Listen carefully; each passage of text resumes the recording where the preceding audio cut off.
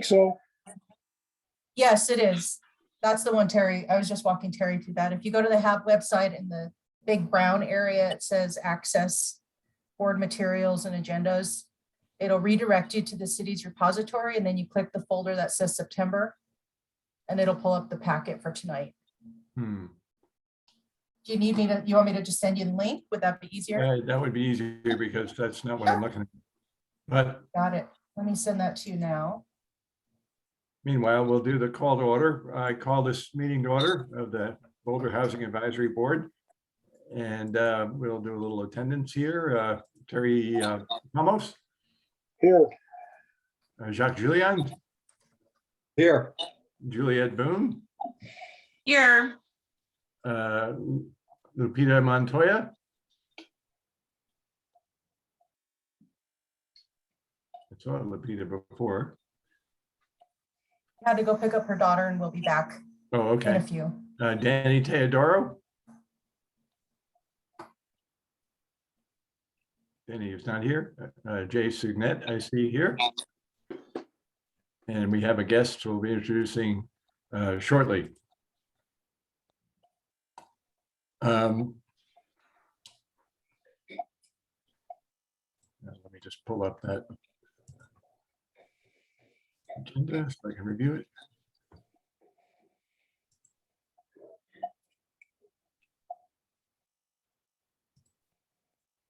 Here we go. There's Thank you, Jenny. Troy. Oh, here's Danny. Danny, can I add you to the roll call as present?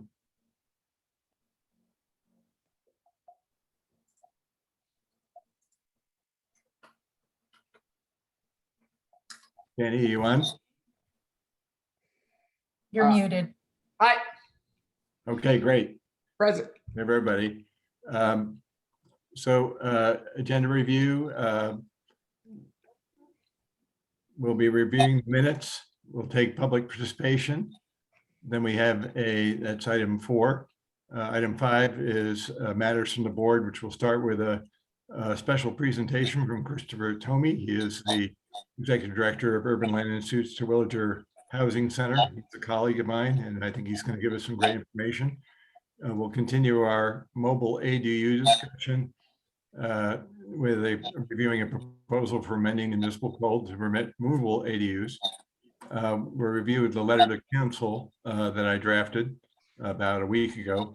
And item 6 is matters from staff. We'll discuss November, December schedules. We'll have a debrief of the meeting and a calendar check, and we'll try to adjourn by 9. So do I have a motion to approve the minutes from August 25th? So moved. Second? Second. All in favor? Aye. Aye. Okay. Do we have any members of the public who would like to comment for the public participation period? We do not have any members of the public present. Okay. Great. Well, not great, but we can move on. Christopher, as I mentioned, is a colleague, the Terwilliger Center at ULI has been around for, I think, at least 15 years and is a think tank to research and spread the word to the professional audience, primarily on best practices in affordable housing. They do a great job. It's a nonpartisan undertaking, as ULI is also a non-lobbying educational and research organization. And I think he is familiar with a lot of communities that have similarities to Boulder and some of our issues like the high land costs. So I thank Chris for being here. I'm going to turn it over to him, and he's going to make a brief presentation and be available to answer questions. So thank you again, Christopher. Take it away. Thank you, Michael. It's good to be with you, and happy to share a few thoughts, particularly around land costs. I think that's one of the main drivers that you're seeing of the housing kind of attainability and affordability challenges that you're seeing there. We put a lot of focus on that. A couple of quick words about the Terwilliger Center. As Michael said, we are the housing content center for ULI. We focus broadly on best practices in housing development and related public policies. We do focus a lot on affordability, attainability, and housing production. We work a lot directly with local jurisdictions and our local ULI members and district councils to overcome some of the barriers to production and enable more attainability and affordability. So again, happy to talk about a couple of aspects of the land question with you. And I don't know what the exact number is there in the Boulder, and I will say I love the Boulder area. I got to spend a fair amount of time there when my wife was living in Louisville, and don't get to travel there as much as I used to. But what a great place! But certainly the housing affordability challenges there are substantial. A lot of what we focus on is middle income housing development, the missing middle, as it's sometimes called, whether you're talking about the typology or the income band or the folks who are using it. So I think that's a substantial challenge and growing challenge that you're facing there. And I think there are some things around land use that can be done to address that. There also, I think entitlements are another major driver. The entitlement processes, the length of time and the cost undertaking that is another way to address some of those costs. And I think, the harder side is looking at the material and labor costs. There are such cost drivers right now, a lot harder thing to influence. On the land side, though, I think a couple of things. First of all, cost of housing development is directly related, and the cost of land is directly related to the amount of land that's available for housing development. And so if you can increase land availability or increase the density of housing that you can put on land that may be available, you can start to address that. And so you can do that with eliminating exclusionary zoning requirements. Certainly single family zoning is one thing that gets talked about a lot. But there are other things, caps on building height, minimum lot sizes, parking requirements. There are a number of other kinds of issues that ultimately prevent housing from being built everywhere that it might be. And so looking at those opportunities to eliminate those requirements, and lots of cities are trying to find ways around this. Obviously on the single family side, Minneapolis is who we hear the most about, but the whole state of Oregon has done a lot around eliminating single family zoning in the state. And so that's a fairly kind of common aspect of the challenge that cities are looking at now. And of course, it's not just having the land available. I think it's important to think about, particularly now when we may have some infrastructure investment coming forward, thinking about where the land is that's available for housing and make sure that it's in proximity to infrastructure, that you're not adding a bunch of additional development costs to the cost of the housing, the land itself. So that's kind of the first aspect, is just increasing land availability and the density that you can build on that land by getting rid of exclusionary kinds of requirements. But I think the second piece is finding ways to leverage public land and creative ways to leverage public land for housing development. Lots of cities have looked at surplus land in their inventory and used that, either donated that land or giving very low cost long-term ground leases for housing development on that land targeted at specific income bands. Seattle is a really great example. In 2015, they really started taking a look at this and decided that the highest value of a lot of their city property was not in what they could sell it for, but in how they could use it, and that housing was a priority and that they needed to use it that way. So they have leveraged a lot of surplus land, as well as land that may have been used for other things. I understand there may be parking lots available in Boulder. This is something that we're seeing in a number of cities. Certainly Washington, D.C. has looked at this a lot. And Fairfax, Virginia, actually, too, just this year has set aside a portion of the parking lot at their main city government center that they're going to use for housing development. Beyond those kind of lots that you would find in that the city might own, they've also been looking to leverage lots that are owned by churches and other kind of public institutions. And I know that there probably aren't as many of those available there in Boulder as you see in Washington, D.C., where there are a lot of enormous church parking lots that are not used extensively But I think, again, thinking creatively about underused land, and parking lots are a good example of that, is a very helpful thing to do. And I would just this year, again, Fairfax, Virginia has set that part of that huge lot that they have for no apparent reason aside for housing development, and we're going to see that moving forward. The other thing is, one of the things I've looked at in DC is looking at fire stations and schools, and not just looking at leveraging the parking lots or adjacent land, but actually building housing above some of those facilities. And I think that that's another important consideration, because you can get the benefit of having the additional housing, and if you're co-locating it with something else that's providing a public benefit, particularly the households that might be living in that housing, then you can really provide something that's of benefit to the families and to the community at large. I guess the final thing I would just mention again is looking at entitlement processes and cost and timelines, and providing incentives or ways to streamline that, particularly if you were creating housing to serve at a certain income level. Has been a way that some communities have been able to get that done. Of course, the having the land is the first challenge, and then you can worry about the entitlement processes later. But I think those are some of the main strategies that we're seeing around the land use side of the cost, and I do think that that's one of there's more opportunity to address the land cost than there is some of the other drivers that are there, including the entitlement piece, and including the kind of technology piece. I think that we will see some building systems and things to address production down the line and reduce construction costs, but we're not seeing any of that really pay dividends to the degree that it needs to yet. But I'll leave it at that. I would be happy to answer any questions, and I'm happy to follow up too with some links and some additional information on this stuff. Great. We got a question from Danny, our vice chair of the HAB board.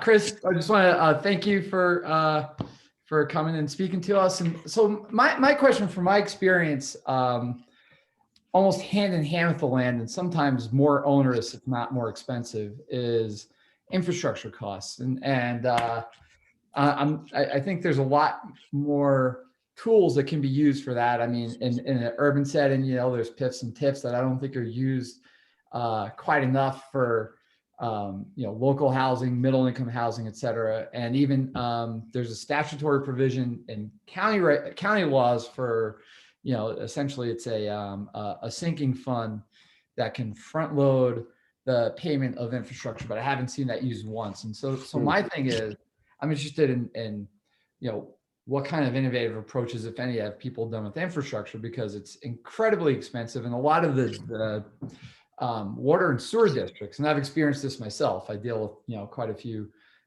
actual development projects for local employees, but they don't even waive their inclusion fees or their connection fees when you're dealing with local housing. And those are, I mean, it becomes cost prohibitive, really. I mean, we're talking about millions of dollars there. So yeah, I'm just interested in what insight you might have on that, because I know that's, to me, there are lots of ways to scare up land, but the infrastructure is the other 400-pound gorilla in the room that I haven't seen too much.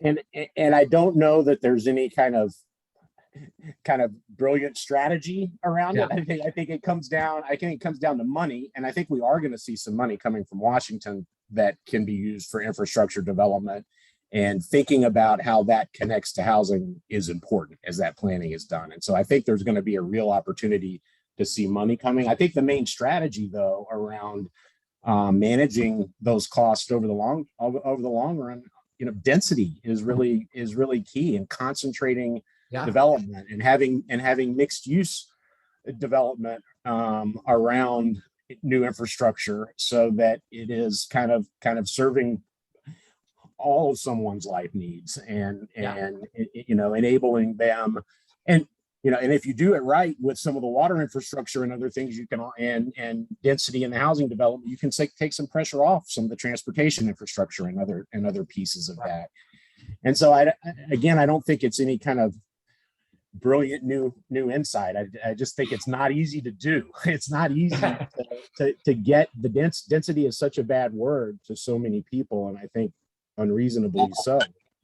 But that's an important answer when it comes to both housing and infrastructure. And again, there's going to be a lot of infrastructure money coming down the pipe. And so just making sure that as that money is implemented, even if it doesn't have money specifically for a housing piece, that it being thoughtful about how it relates to the housing and how people live their lives and need to be connected with jobs and education and all those other pieces, I think is critical. Terry's got a question. Go ahead, Terry. Yes, thank you so much. I really appreciate the presentation. Bringing this topic to Boulder specific and Central Boulder specific, we've done, whether you like it or not, a lot of very dense housing projects in the last 15 years. I think more than anybody ever thought. So I think the city of Boulder is embraced or supported or allowed, whatever word you were going to use, a lot of dense residential projects. What's happened is a lot of those residential projects are largely for rent, apartments, smaller units, and that's worked out well. And people are renting them and people are living here and all that's great. But the missing middle in Boulder is something that is getting worse and worse, because the newer houses are getting bigger and the dense residential developments are getting smaller as far as units go. The buildings are bigger, but the units are smaller, and they're mainly for rent. And the ones that are for sale are larger, but they're very expensive. And so even when we allow density on an infill lot in Boulder, and we get, a 2,000 or 3,000 square foot living unit, it's $3 million, which is not exactly the middle. And so I guess my question is, is there a secret sauce? Is there something that you can point us in some direction other than just deed restricting, middle income units to a certain price, and that's the only answer? Because that's all that we've been really able to successfully do in Boulder to try to get that middle income price point is deed restricted, which has a lot of pros and cons as well. But I just want to get your thoughts on more Boulder specific, anything that we're missing, anything that you can help us with. Yeah, well, I deed restricted is certainly, housing can be an important piece of the solution, but you can't get to scale with that. And it gets to a point too where you're really distorting at the top end of the market. It sounds like you've got some of that market distortion that you're seeing the impacts of that.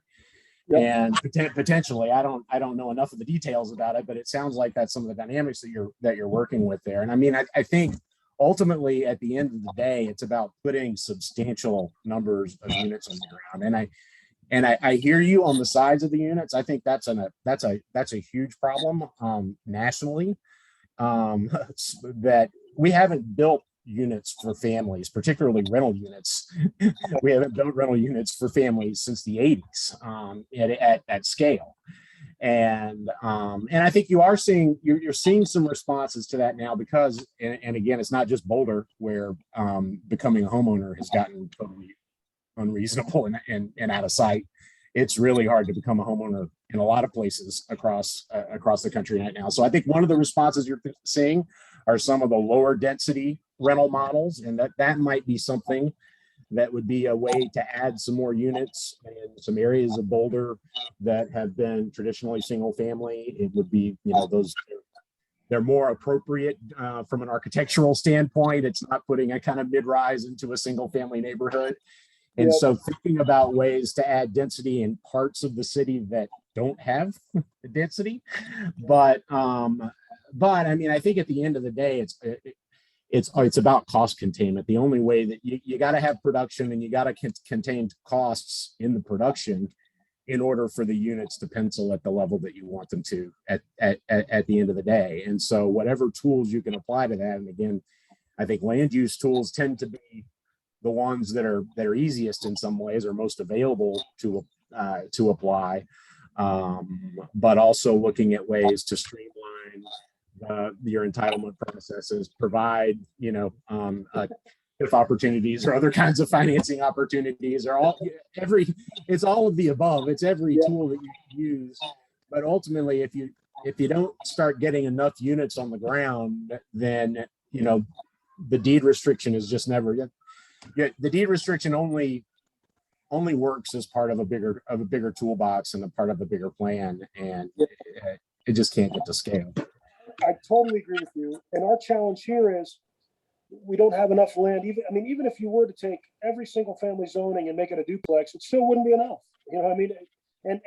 And with that said, you're now $3, $4, $5 million brand new single family home.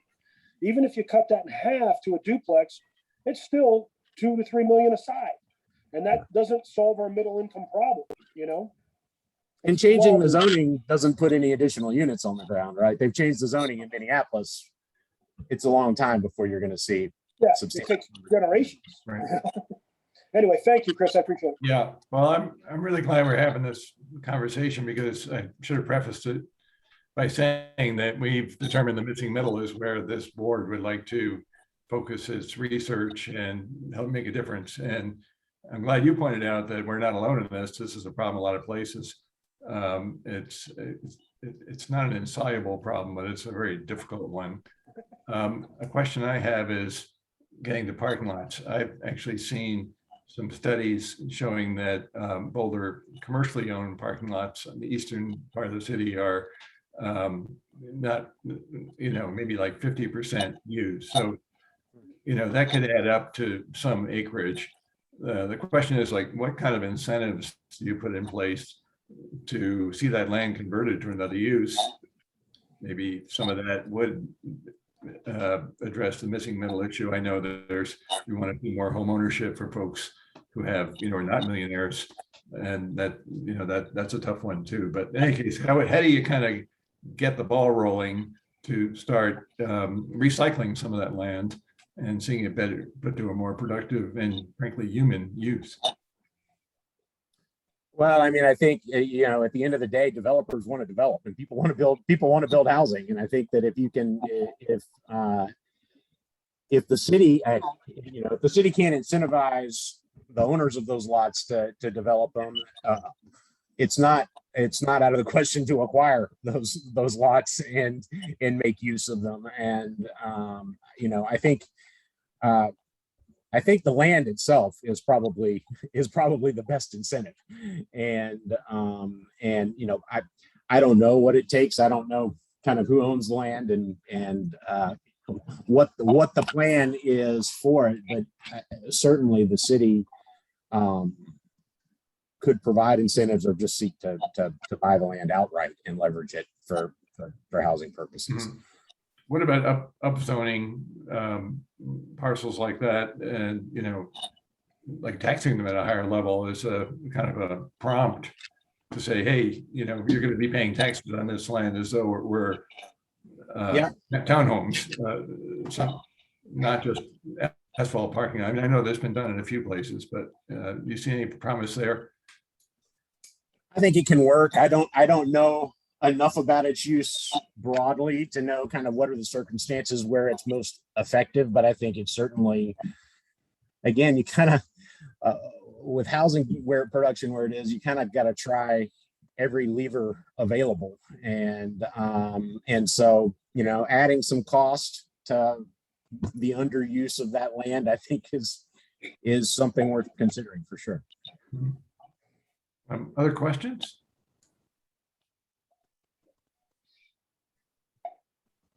Jay, and then Jacques. Oh no, go ahead, Jacques.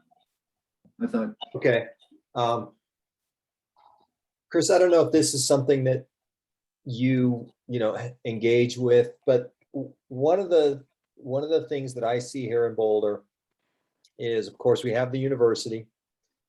A lot of students, the vast majority of which are not being housed through university housing. And so that's putting a big strain on neighborhoods. And in my view, it's put a fairly significant strain, I think, on our lower cost neighborhoods.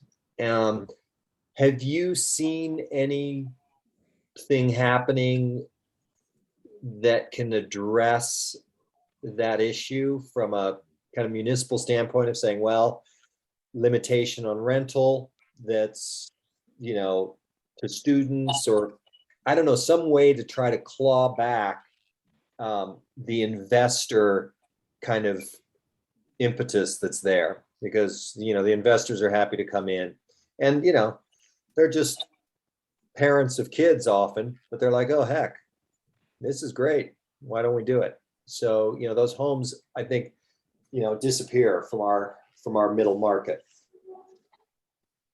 Yeah, and it's definitely a tough challenge, and lots of cities with universities face it. And I mean, I think, you know, I always tend toward the supply side before the restrictions side, because I think ultimately having enough units on the ground is what the solution is, having enough units so that your students have places that are appropriate for them to live in, and the rest of your population does.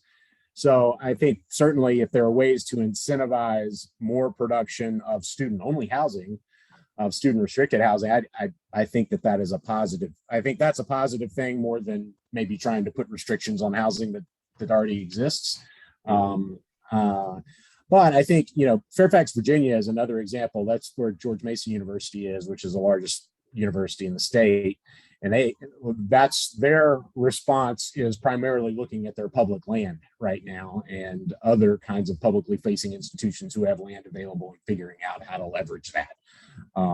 They feel like and they have very few, I don't know, I can't remember what the percentage is, but it's a relatively few number of their students live on campus. They're mostly commuters from there in the Fairfax area. So that's certainly something they're dealing with.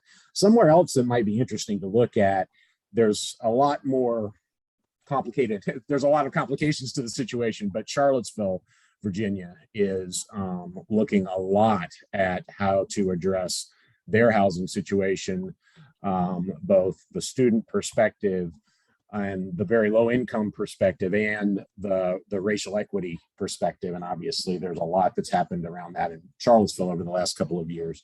But there's some interesting conversations that are happening there. They're trying to kind of there's long been a divide between the university and the rest of the residents of the city. And they're trying to reconnect the city and the university into a community again. And it's been a difficult challenge, but I think there's some interesting conversations and strategies being talked about there that might be helpful. And I'm not as familiar with them, with all of the details of it, but I do know some folks who are working on that and would be happy to kind of pull some of that information together and share it, because again, it's a major university, and it's a very limited housing stock in Charlottesville. It's a smaller city, and I think there are probably a lot of similarities to what they're dealing with there. Okay, thanks. Thank you. Jay, did you have something to add or question? I did, but I'll let Juliet and maybe Lupita, they have questions. I have a question, or Chris, thanks for your comments. My question is sort of dovetails a little bit on what Terry asked, and that is, how do you marry up the housing type that's demanded by the population, the diverse population that we have here, so that when you're building, because you're talking about building units as the solution, but there's also, we have data that shows that a lot of people choose to live outside the city because they don't get the housing type that they want here at the price that they want, but they're willing to make some trade-offs. And so how do you marry up the actual demand for the housing type with the developer's desire to build wherever and whenever they can, whatever they want, whatever's best for them, you know, from an ROI standpoint. I mean, I get it. Like they're trying to, you know, that's the end game on the market rate side. Well, I mean, I think well, I guess my impression is that in general, if given the opportunity, developers are going to respond to the demand. Obviously, they're going to look for ROI, but that's in response to specific demand that they see for a product type they want to provide. And so I think it's important to provide incentives to get them to provide the product type that is seen as more broadly needed. And because I mean, unless I don't know, have there been developments that have kind of housing developments that have failed?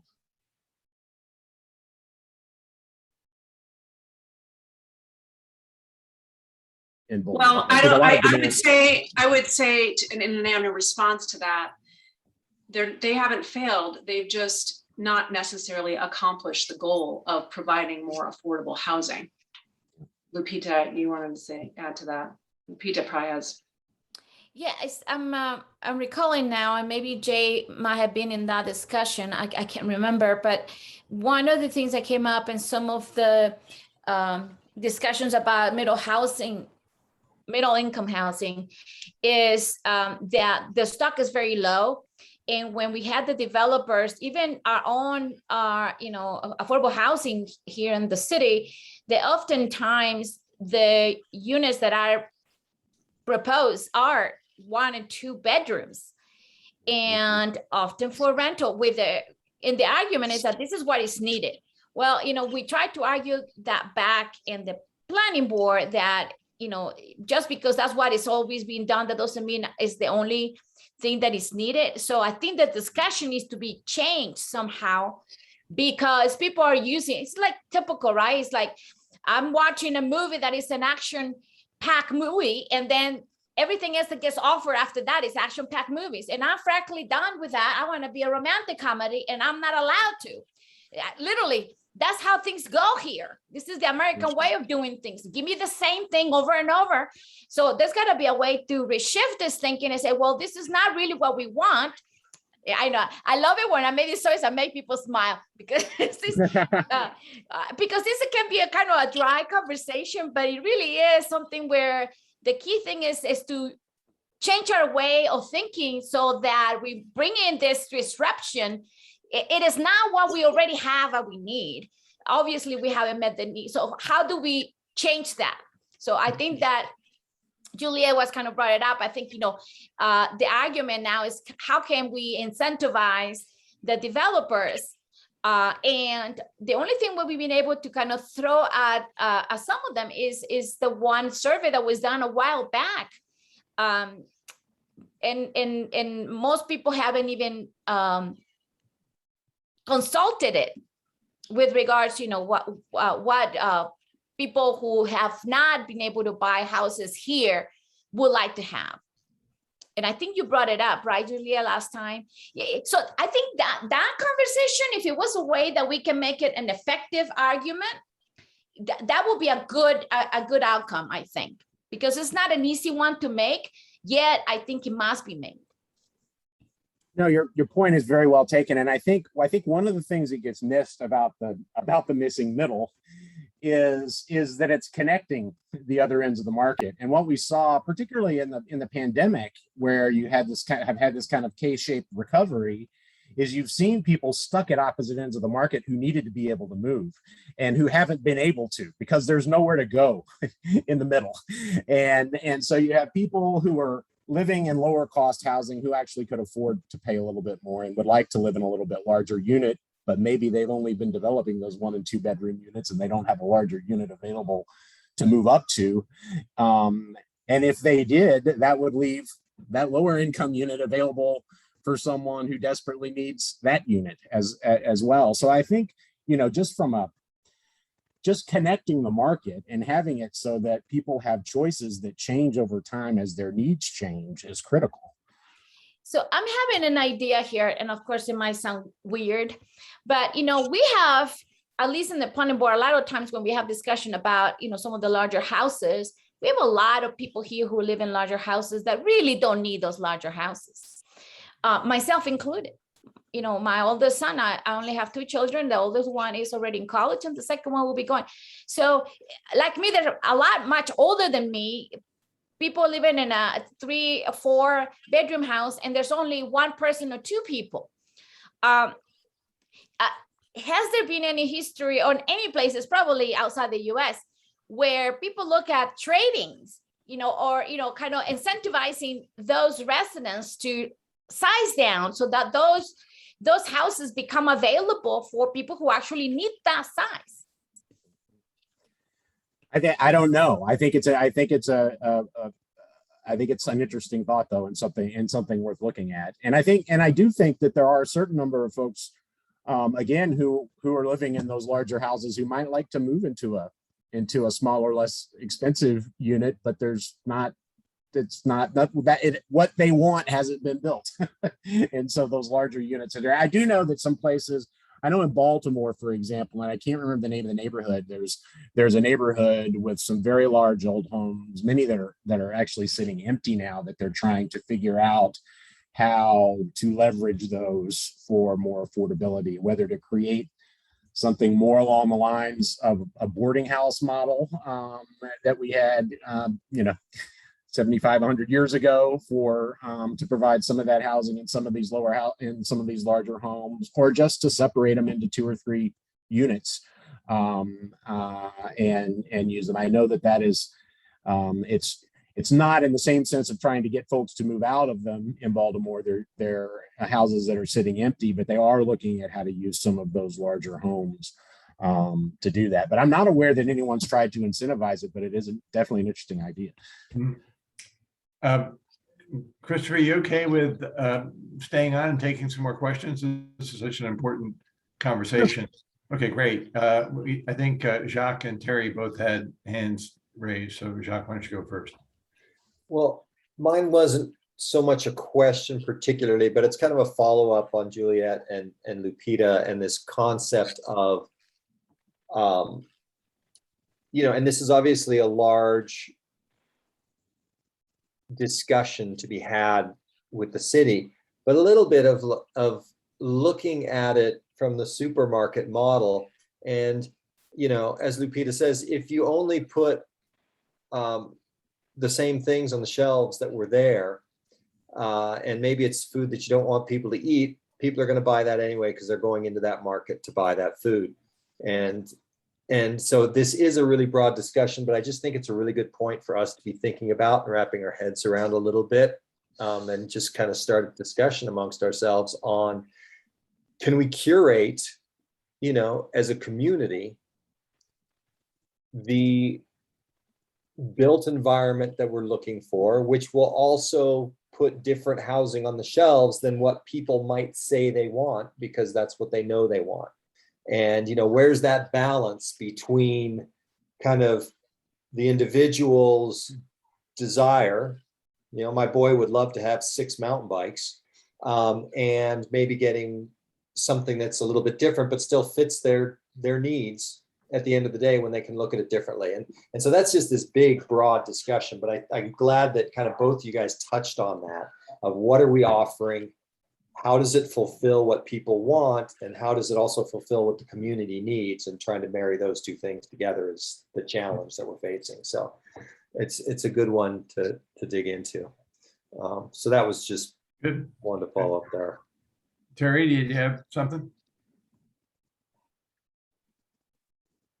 You're still muted. Yeah, there we go. I mean, dovetailing on that, and I hear what Lupita's saying, that, we're building all these 1 and 2 bedroom for rent apartments because that's what we need. Well, the reality is, when it comes to the Boulder housing market, we need everything. There's nothing we don't need. Whether it's big, small, for rent, for sale, whatever it is, attached, townhome, duplex, it all gets absorbed almost instantly, right? So it's not, I agree that the market is there for a 1 and 2 bedroom rental product, but the market's also there for everything else. So really, from a developer's perspective, from a builder's perspective, we build and develop what we're allowed to do, right? Boulder's zoning code is, extensive and very, very, very much followed, right? We don't just go out and do whatever we want because we say, oh, the market's there. We do what's allowed on that particular piece of property, right?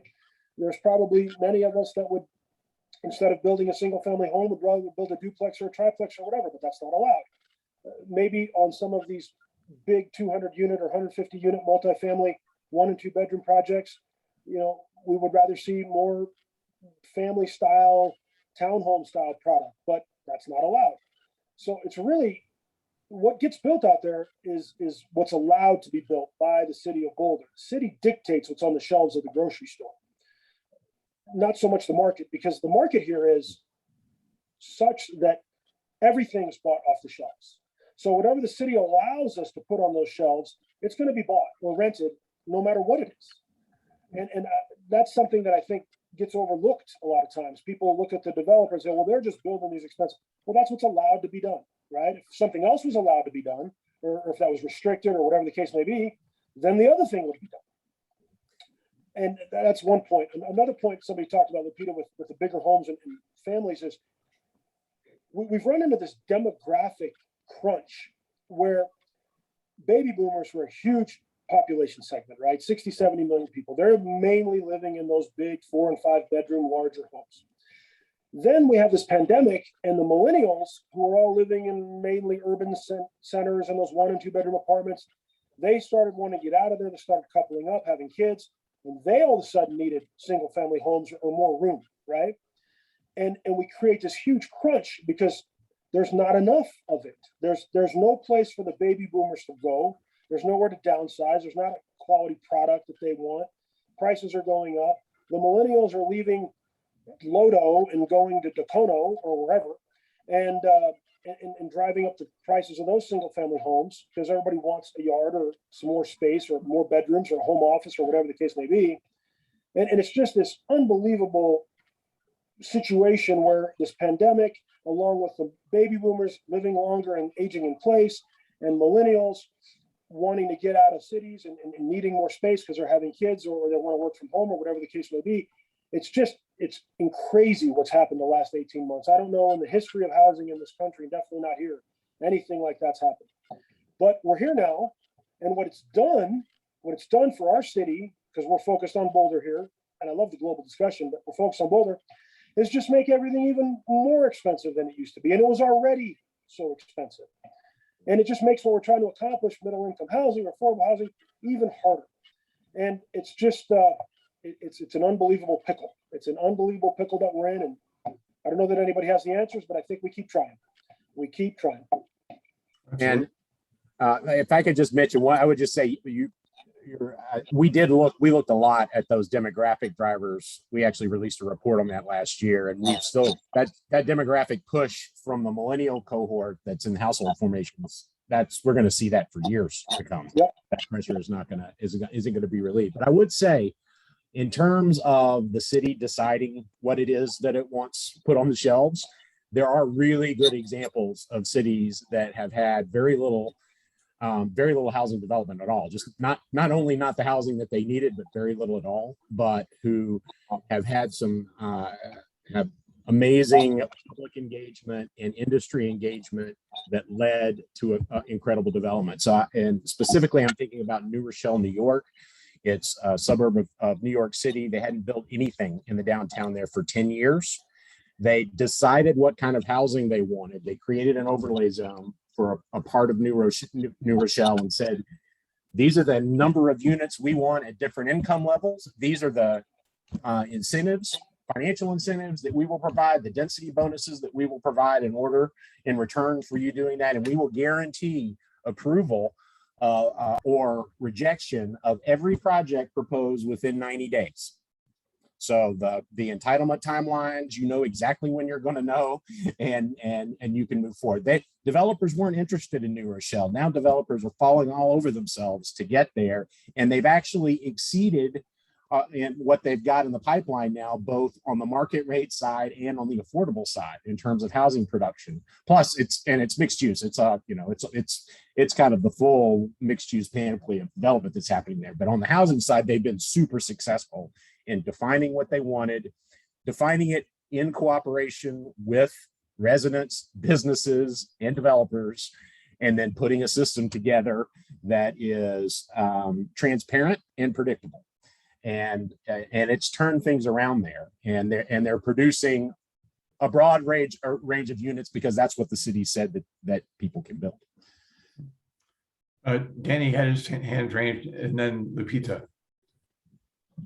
So I just wanted to absolutely agree with what Terry said. And I think, you know, the one point that I want to make and just really kind of wrestling with this in recent times, and Christopher, this goes along with the point that you made, which seems to be what a lot of communities like Boulder and like mountain towns have tried to kind of sweep under the table as everybody's declaring, you know, states of emergency in terms of housing right now is this, that, you know, I remember I went to law school at CU back in the 90s, and there were all those density restriction movements and ballot referendums and stuff. And one of the big things was it's going to close out the working class. And I think that what we're seeing throughout the state, a lot of times throughout the country, is kind of the comeuppance of the reality of that, because what we did is commoditize, I probably said that wrong, density to such a ridiculous degree that everybody that gets their hand on density tries to maximize the ROI on that density rather than building developments that are going to be for middle income, or where, you know, the goal isn't necessarily to squeeze every dollar out of every unit of density that they have. And I'm not even saying good or bad necessarily, but I do think it's something that I've seen all these communities, and, you know, I do a lot of work up in the mountain towns, and it's hilarious because everyone's like, how did this happen? And there's a lot of reasons, but one of them is, you know, when you put an absolute cap on density, well, it's kind of a natural effect that you're going to see occur. And so you brought that up, and I just wanted to commend you, because I do think that's something that, you know, we do need to very soberly appreciate in a lot of these communities and realize, you know, what it's wrought, you know, positives and negatives. So that's all I had to say on that. Thank you, Danny. Lupita, did you have another question or comment? I thought you raised your hand. Yes. So I think going along the lines of that discussion has to do with every time we bring up the idea of us setting, you know, not the standard, but more of the goal. And we do have, you know, the Boulder Valley comprehensive plan, but there is no articulation really of this is the kind of housing we want, which is, I think we have made that argument before in the planning board, and every time we bring it up, it's like, it's not possible, or it couldn't be. To me, I think that New Rochelle makes total sense to me. If the city really wants to fulfill their needs, they're articulated. If you never say what you need, you're never gonna get that from the developers. So obviously they're gonna come out with whatever makes more money for them. That's what we see all the time. So there's no surprise there. But what was surprising to me is that we don't even have the guts to say what we want. That to me makes no sense whatsoever. That makes no sense. You know, a city that really wants to have control of the growth would at least say, this is what we need, and it will be known by everyone. And we will have some sort of provisions to make sure that when people come to us with what we want, they're going to have an easier time than when they don't. We have an opposite going on right now. So I'm just wanted to mention that. Thank you. I'm going to suggest we respect Christopher's time. I have a couple of comments and maybe one more question. I do think this dialogue is evolving into a little bit of an either or, at least in some corners of, you know, gosh, we're getting too much stacked, dense housing at the expense of missing middle home ownership opportunities.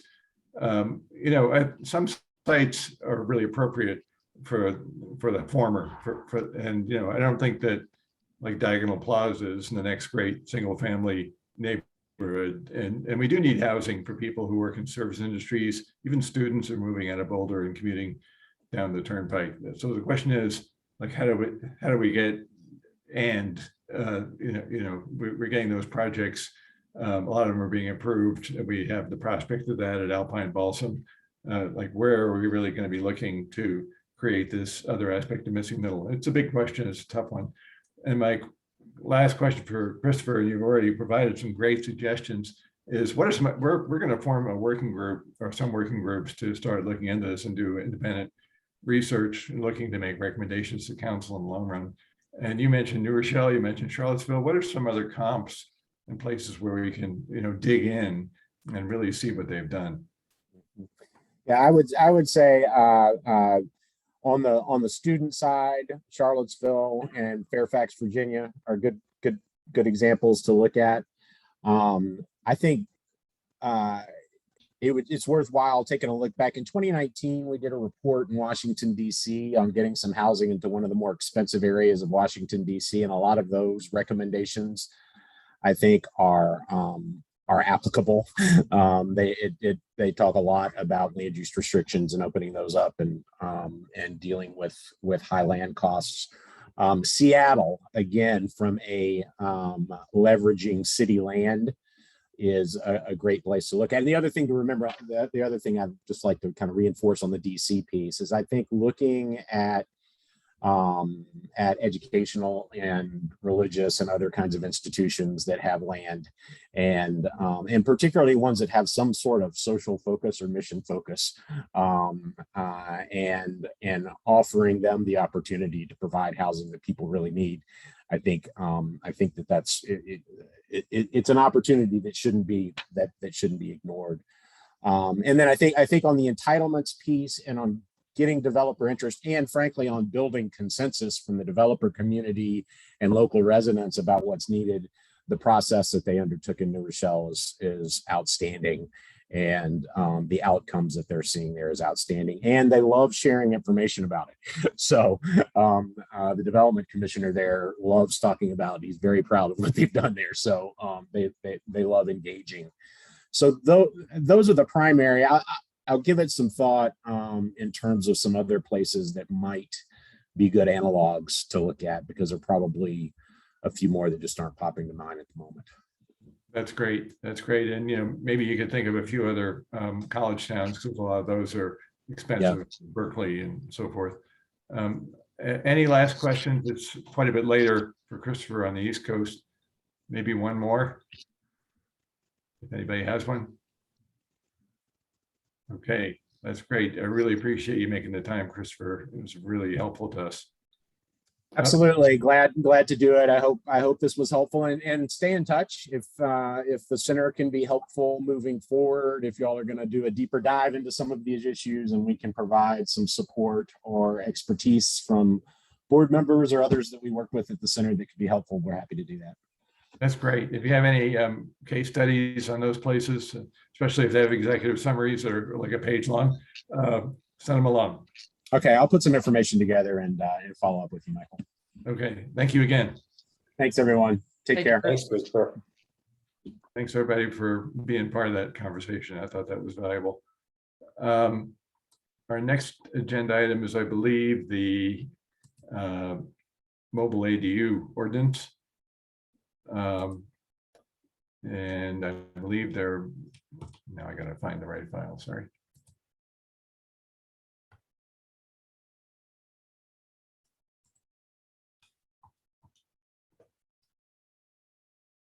So we're continuing our conversation about that, and gosh. Here we go.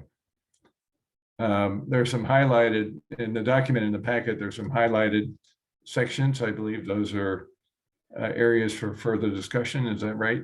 Is that right to you, Jay and colleagues? Michael, sorry, can we back up just a little bit? Absolutely. On the middle income, you had talked about, or on the agenda, it talks about forming those working I'm groups. sorry, I skipped right over that. I have too many windows on my screen. Yeah, I think we have interest in doing that. I personally am interested in the idea of looking into some of the analogs, the comp cities, and maybe getting some wisdom and see what's worked in other places, especially on this missing middle issue. We could discuss if that's a working group, or if we just have one working group. Do we need more than one? Who has thoughts about that?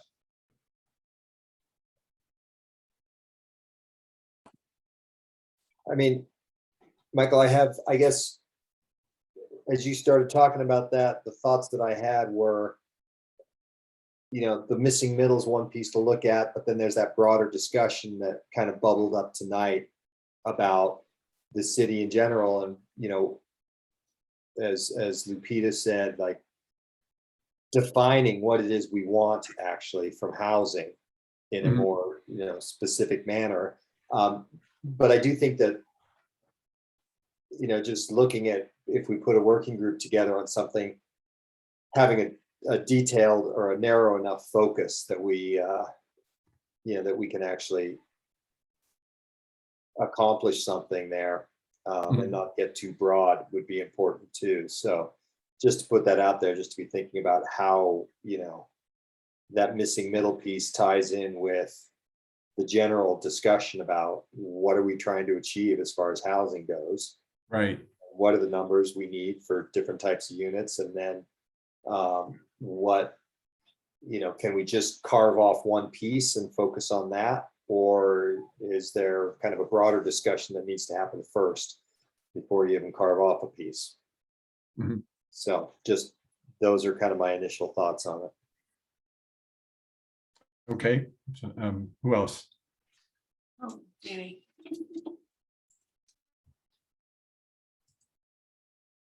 Danny's got his hand up. I think just talking about this some today and everything, I think it's a pretty broad issue. I think that, and kind of dovetailing this into your letter, Michael, which I like, we'll get to, but, since this is something that we're going to be focusing on, I think probably at this point in time, it's a pretty small board right here on my computer screen. I think that maybe, continue to deal with these issues collectively for now till we get a little more sharpened focus on, what issues particularly are going to be the most germane. And then setting up a working group once we get to that juncture is probably a good way to go. So we are the working group in that, if I'm paraphrasing you correctly.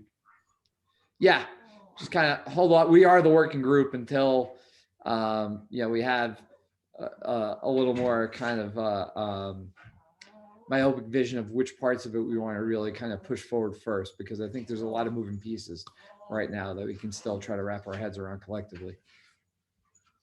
Okay. I think I heard two tracks from Jacques.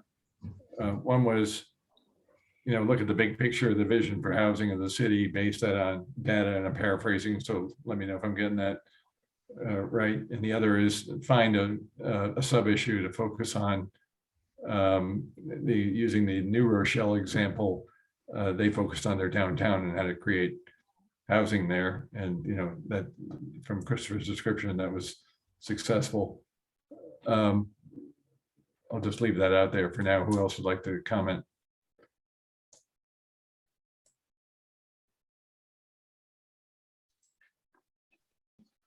Juliet, please. I agree with what Danny just suggested, that we are the working group for now, and I think there's more that we've got to flesh out. And I love the idea of defining, having the city define what it wants. And I'm even thinking, well, that would make an interesting listening session to have middle income folks, that missing middle, come in and talk about what would they like to see as a follow-up to the survey that was done in the past. And so I'm sorry, I kind of got off on a tangent there, but I feel like there's a lot of interesting things. And I also feel like this middle income housing is not something we're just tackling for this year and then we're moving on to something else. I think it's a much longer term, and it could be a perpetual topic of conversation, because it is going to be a perpetual challenge. As Terry kind of articulated, with especially it's been exacerbated by the pandemic. So those are my comments. Yeah, I totally agree with that. This is going to be with us for a long time. The listening group idea is really intriguing. Jay, do you have any updates on whether there are new applications for the vacant head positions? There was an email a few days ago from the committee, which is Mirabai and who's the other guy? two council members anyway, they requested time on the agenda for CAC to make midterm appointments. I don't know who they're going to appoint. I know we've only received one application to date. So if you do know people, please encourage them to apply. So it is possible that there might be one midterm appointment. Okay, well, I posted it on my personal Facebook page. I have like 8 million friends. So I'm disappointed to hear there's only one application. Juliet, please. So with respect to that, and I was going to actually suggest this as maybe a topic we could bounce around together, but I'm finding that this size board of 5 is highly functional. And I know it used to be 5 members and it was increased. I'm not exactly sure why it was increased, but it was increased to 7, which is how Terry and I ended up on the board when we did. And I would say that I'm finding these meetings far more productive and efficient and useful.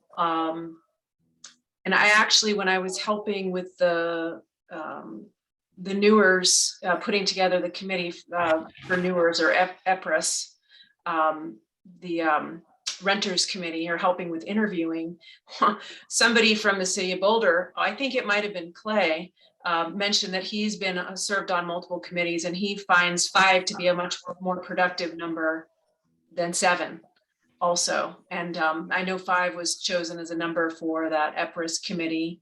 So I was going to throw that out there as maybe something we want to discuss to see if, I don't know if other people agree with that concept of saying, hey, let's go back to 5 people. I know you want to have an odd number for votes. That's helpful, but it could be something if others agree that they're having a similar experience, that maybe we propose that to council in our letter. If in fact others, people agree. I know that's kind of a later topic, but I'm just throwing it out there since you're bringing up nominations and appointments. Yeah, I find that very interesting. You're right. Bigger committees aren't always better. Certainly my experience.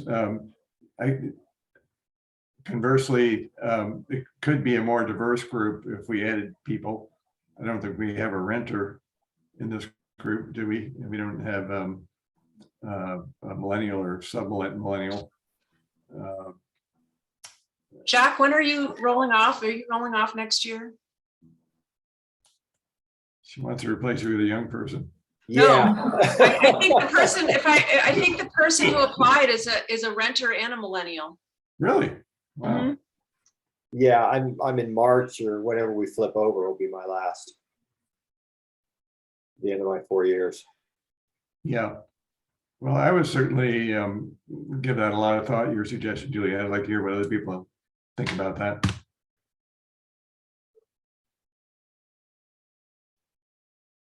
I think I'm a little torn on it. I think one of the reasons I kind of agree with Juliet that there's kind of an efficiency to the meeting aspect. I suppose the question becomes for me, if we actually start to pull things off our plate, like I was just rolling through the Boulder, the BVCP section on housing, and I'm like, well, maybe this is just what we need to do is sit down, walk through that, engage with Jay to, update us on how these things are currently being engaged with.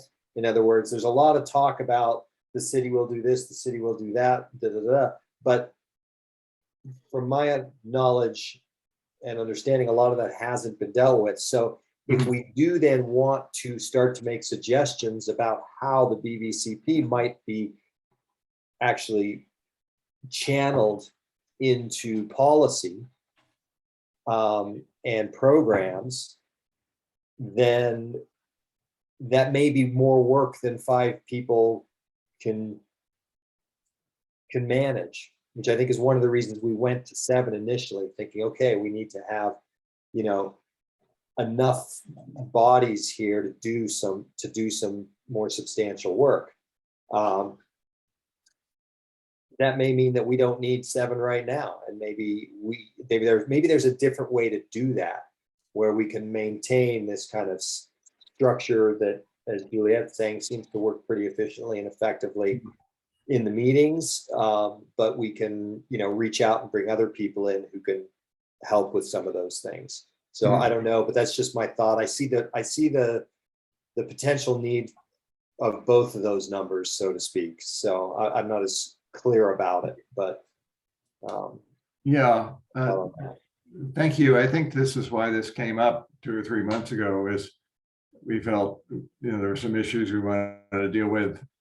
We could use more than one working group. And I do have a technical question. I haven't been part of a working group yet.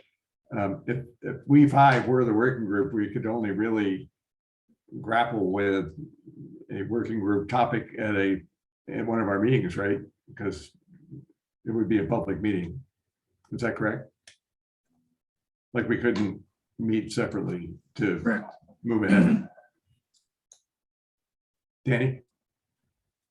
Am I under the Open Meetings Act? A lot of people know as the Sunshine Law. It's no more than 2 members of any group. So I think it used to be quorum and then push it down to 2. So Right. if you have a meeting of more than 3, technically that's an open meeting. So That's what I thought. pretty restrictive, unfortunately. Yeah, so we can't just meet in 2 weeks and say the 5 of us, let's, plan our next steps for missing middle housing strategy. No. We could, yeah, no, it's just, it's tough. Yeah.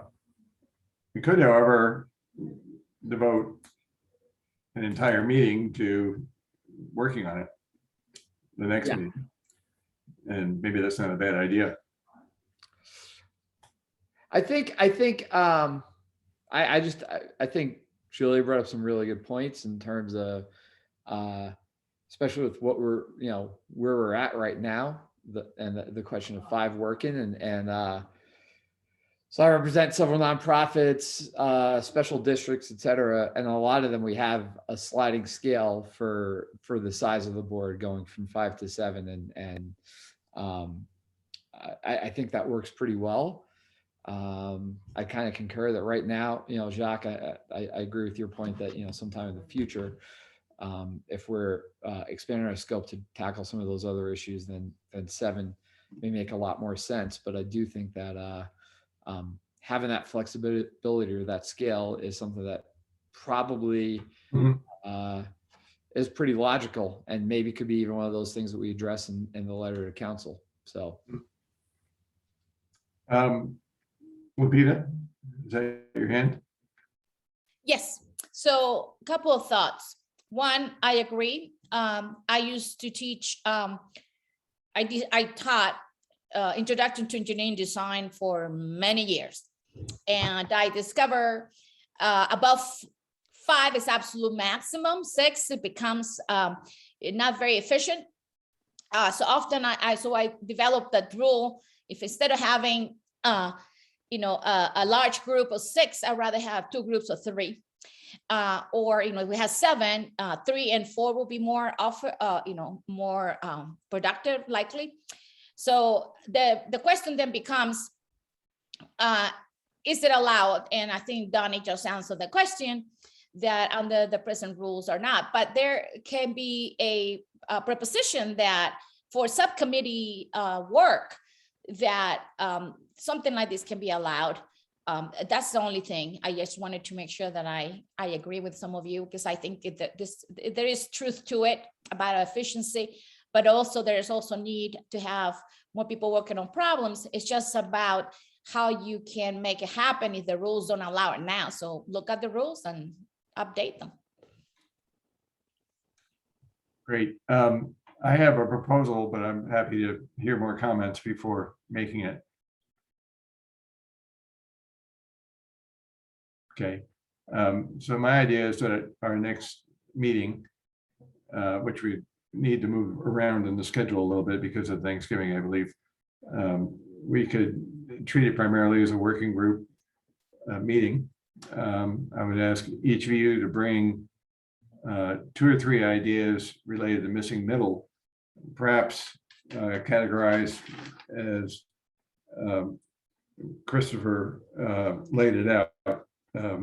Maybe somebody comes with zoning incentive ideas, somebody else has land basis ideas, And we can compare notes and also diving a little bit into the geography of it, the comps.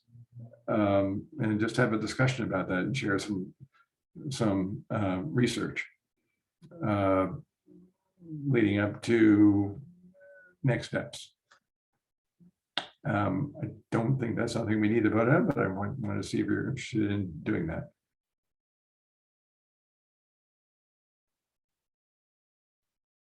Danny.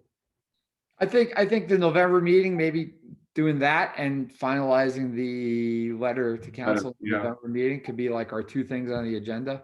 Yeah. And it would make a lot of sense. And then we talked about, whether or not we have a December meeting. So that could be a good way to transition to the, new year. So I think that would be a great idea. Okay. Another thing that occurs to me from listening today is the city has so many prongs to its housing initiatives and strategies. Do we need to be briefed on kind of how they all fit together or where they're not fitting together? Is that a possible presentation for the next meeting? And if so, who would have the knowledge and scope to do that sort of thing? Probably a question for Jay.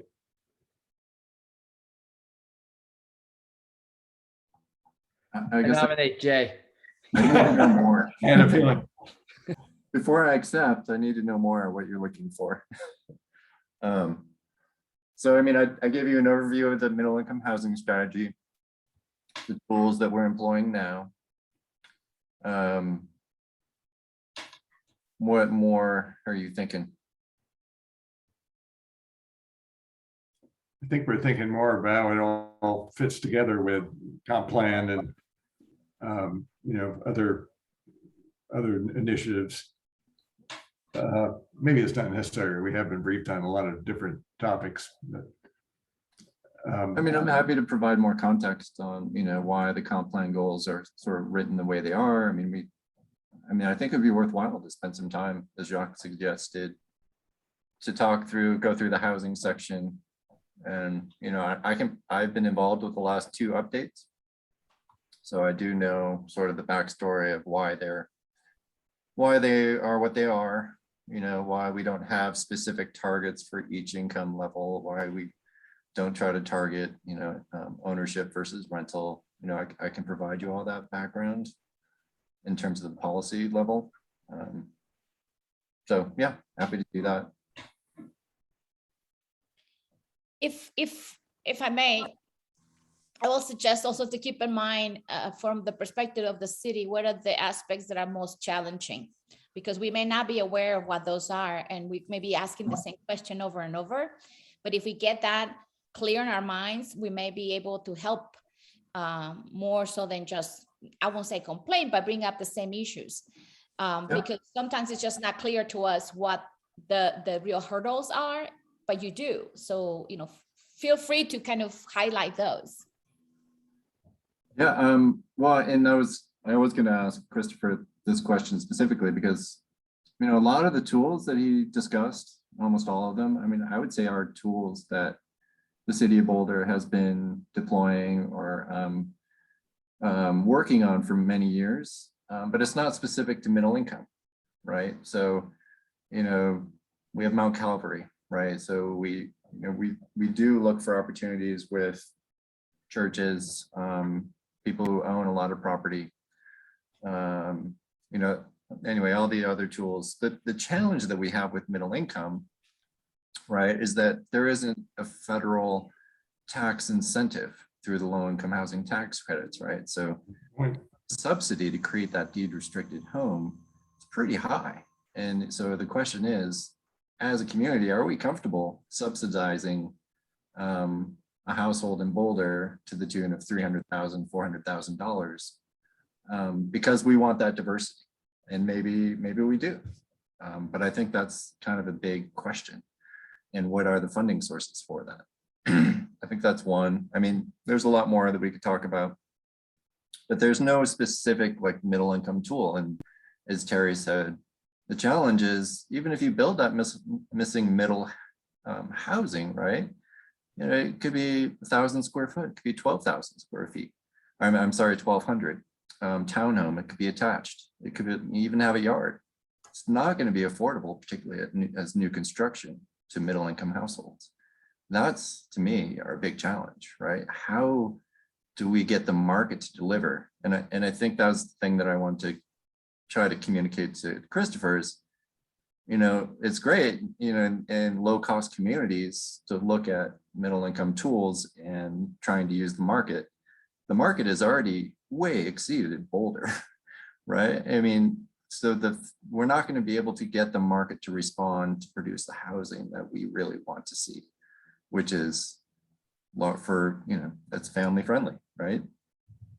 And then just the other piece, and this is sort of what I try to be very careful about too, when I say, I think Boulder wants more housing for families, it almost sounds like I'm saying, I want more housing for people like me, right? So I think we need to be really careful about how we talk about that. Mhm. And the demographics have clearly shifted. And, I would just say the average household size has gone down dramatically. So, when we say, we don't need more 0 or 1 bedroom units, I agree with Michael. I mean, I think there's definitely a demand there. But the question is, and how do we influence the market? So even if we were to provide some more options in Boulder, like the 2015 Housing Choice Survey said, what's not going to prevent somebody to always want to be able to get a little bit more house, more yard, and trade-off is they're willing to drive. Yeah, well, you threw out a number, and I found that interesting. So Anyway, you asked my opinion, so I told you. And that's great. 300,000 to 400,000. That's actually, I think, a pretty cool potential target. My son, who's now 26, when he was 25, he bought a house for about 350. It's not in Boulder, and he's has an entry level job at Zayo, and that's partly a function of low interest rates, right? And we didn't give him any money. He did this himself. He's in a pretty serious relationship. He'll probably get married in the next couple of years. I mean, this is kind of the type of person we're talking about, right? So providing for sale housing at that level might actually be beneficial to people who are not like me, who are a lot younger than me, and haven't been sitting on their Boulder house for 28 years. So that's kind of interesting to put numbers on and think about what the target might be. It might be a two couple family that doesn't make a lot of money individually, two earner, but it adds up to enough to buy a home in that level. Another question I had is, it seemed like 15 years ago, maybe even 20 years ago, Boulder was providing more for sale housing through inclusionary zoning and deed restriction, and kind of not really clear why we haven't done more of that. If you look at projects like Iris Hollow, where you can buy a 2,500 square foot house that's market rate, or you can buy an 800 square foot house that's deed restricted, and they're pretty much next to each other. You get the mixed income thing going too. So why do you think that we haven't seen more of that in more recent times with the shift toward rentals in smaller units? Yeah, I mean that's a great question. It comes up a lot, and and it's fascinating. I've read memos from council from 15 years ago that says the exact opposite. It says we have too many home ownership. We need more rentals. We need people who provide important services in the community to be able to live here. And all we're getting are ownership opportunities. So I would say it is very much market driven. I think if you look at any market, and this might have been a great question for Christopher, if you look at almost any market in this country, particularly high cost markets, you're going to see that rentals are the predominant housing type that's being provided. So I think it will shift again, but there are other challenges too that are unique to Colorado, the construction defects laws, which gets right. Oh yeah. So I mean, we tried really hard to get, we've known about this issue for over a decade, right? So we've been trying to get middle income units. We tried to do it at 30 Pearl. We're going to try again at Alpine Balsam. But at 30 Pearl, we couldn't incentivize a private developer sufficiently to be able to come out of the gate and build ownership. The best that we could do is that they would build rentals, wait out the 7-year period, and then convert them and have the option to convert them into condos. Which no one does, by the way. And that might be a good strategy because, again, new construction with ownership, I just don't see it being within the reach of middle income households. Jerry, you end up. Yeah, Michael, I would argue that you look at the last 20 years in Boulder of major projects, and at first it was Iris Hollows. It was Iris Hollow, Northfield Commons, Northfield Village, whatever it's called over there. Right. It was Holiday, it was Dakota Ridge. And those are all, more densely populated for sale, townhome, single family home stuff. And that was coming up, from 15 years ago to 20 years ago. And then in the last 10 years, it was more dense for rent, 1 and 2 bedroom product, mainly in Boulder Junction, downtown a little bit.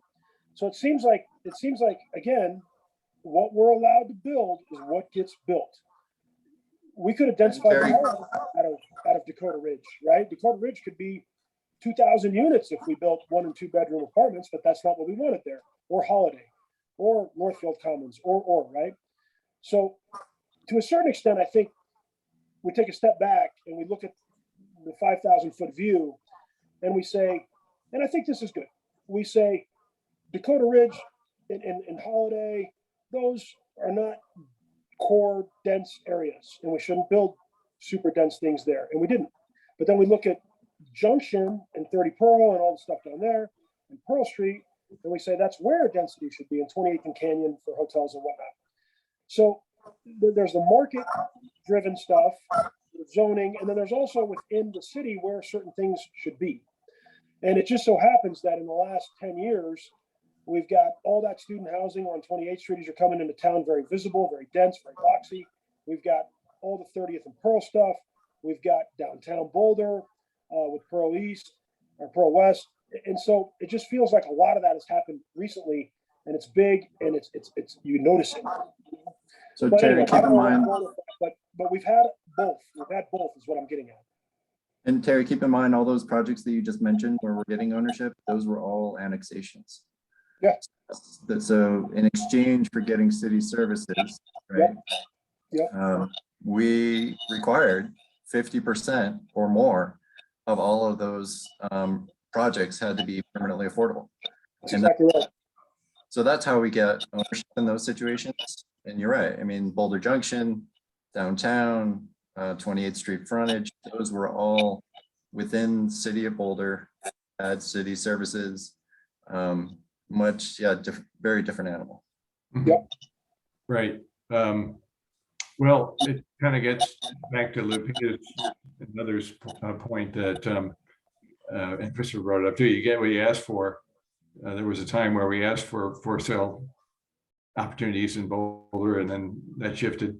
I do remember now, it goes back a little ways, 15 years.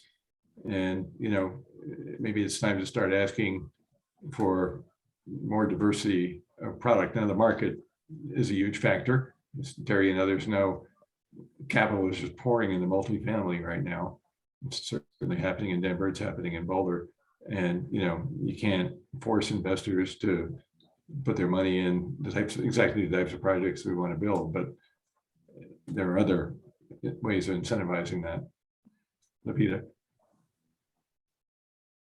Yes, I mean, this is getting me thinking about more of the models on the financing, because, one thing is to just build an entity or, a building and, going that it'll make money, but also where the money comes from is also I will call it an unknown. If there's only few places you can go to get money to build a new development, of course, there's going to be limited choices. And Jay brought it up. If we had, options for subsidies for middle housing, we will have more of it because there will be that opportunity extra.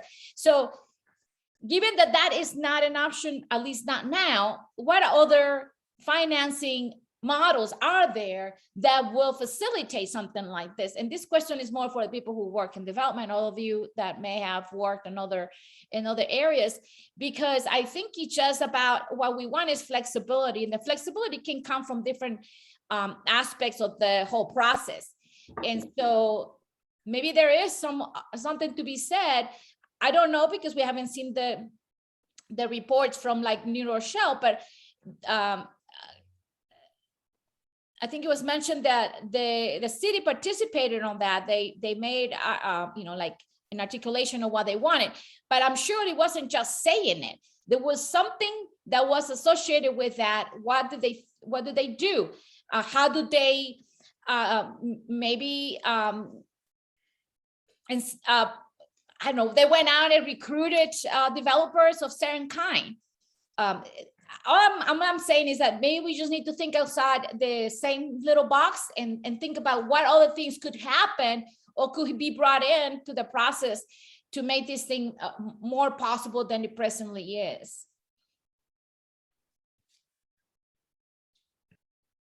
I like it. I mean, we're not making any progress now, so we do need to be thinking about some other ideas. Danny. Go ahead, Danny. I just, Lupita, based on what you're saying, I mean, and I think maybe this is something for the November meeting, but like Jay was saying, the expense of subsidizing middle income retrospectively is almost cost prohibitive, realistically, right? 300,000 per unit or whatever it may be. But I think the whole notion of, and the city's done a great job of trying to jump into the fray on this, but ultimately the things you can do to incentivize it. And that's why I know that, like, Jacques, Terry, we've been talking about like streamline. So Lupita, that's what Chris was mentioning in New Rochelle, 90-day, I represent a lot of developers. And if somebody advertised to them, hey, there's a 90-day entitlement approval process, it's kind of like moth to a flame, right? And the same thing with saying, okay, you get a density increase for market rate as well as for locals housing if you do it this way, et cetera. Those are the things that you need to do. You need to try to really create the capital with the incentives that you can have. And it's a good thing to do, is to hold back that density, but then offer that density as an incentive, because you get a lot of mileage from it. But I think ultimately it's really going to be, one thing I'd love to, I don't think today, we have some other things on our plate here that are somewhat related, but I do think that whole notion of what incentives there may be is something for us to really focus on in November and really explore, deeper fashion, because incentives are the best way to do something from a regulatory basis where you're not just tapping into the checkbook at every point in time, because government finances are limited invariably, and there isn't that many, alternative financial things. That's why I brought up infrastructure, because that's one where you can, pop that cork of the financial knot a little bit. But, incentives are really going to be the driving force, and just different kinds and different models and whatever you can do.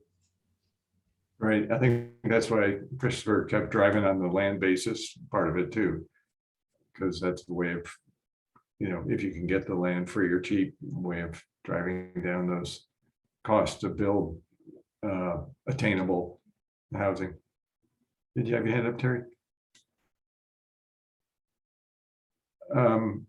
Any other comments? I want to call the question, make a suggestion, and then we can move on to the next agenda item. Okay, so my suggestion is our next meeting, we can have this Jay Signet be our guest speaker. I agree, he's fantastic. And maybe we can focus a little bit on one we want to ask him for. But what I'm thinking of is kind of, how did we get where we are today? I mean, you just really enlightened me and reminding me about some of those changes in directions from, say, 2000 to 2005. I was around for that, but I'd kind of forgotten some of that history. And then maybe delving into the comp plan a little bit more to say, what does it really say about housing? What kind of housing goes where? with some examples. What else would people like to hear about in that regard?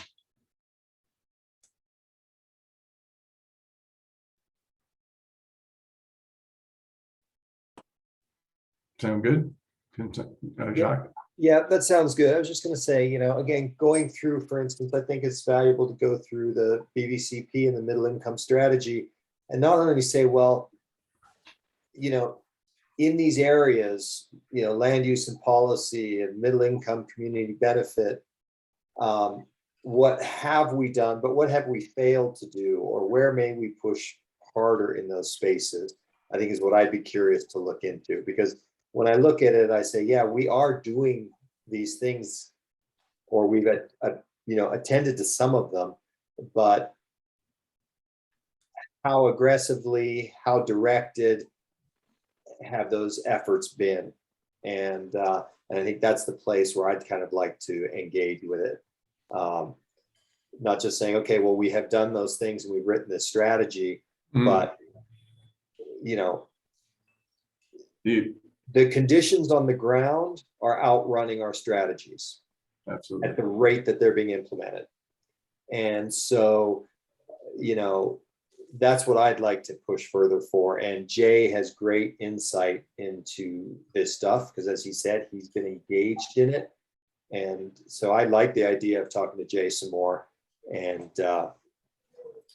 getting him off the record, so to speak, to just, give us the inside view of why we are where we are exactly, and why, and when we throw things out there, what he sees are the hurdles for those ideas. Yeah. I like the idea of having that discussion next time or in November. Great. Do we have consensus? I don't think we need to vote on it, but is that a good direction? And none? Great. Just request, Michael, sorry. So if anyone has any other suggestions or questions or things they'd like to be addressed, just email me before the next meeting.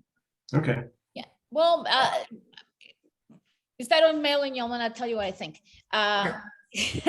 So actually, along those lines, I think Jacques was perfect in terms of what you can come back and help us with.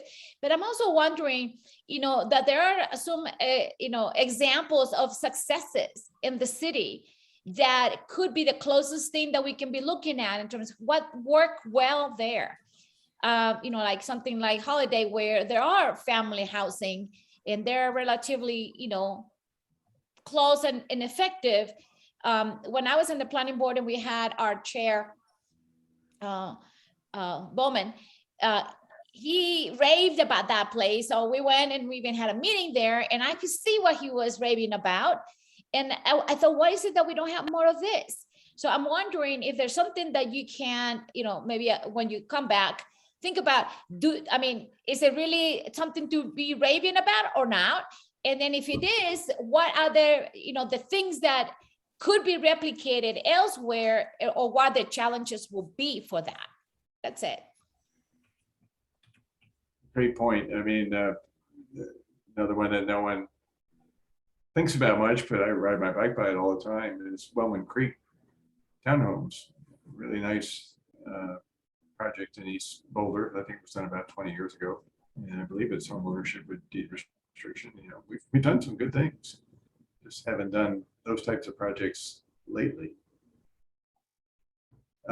Okay, so my proposal for part 2 is we all bring a few ideas about incentives, regulations, whatever you think. Just do a little research, and we can have some open discussion about it, and maybe that'll help shape where we want to go with our whatever working group, whether it's 5 of us or we want to breaking it down.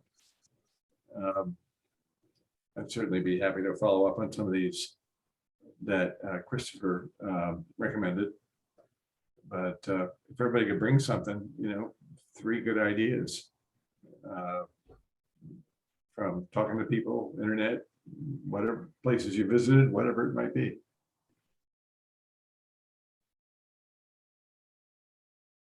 Okay. All right. Next agenda set. Wonderful. Maybe we move on to the next item. It was a great discussion, by the way. Thank you all.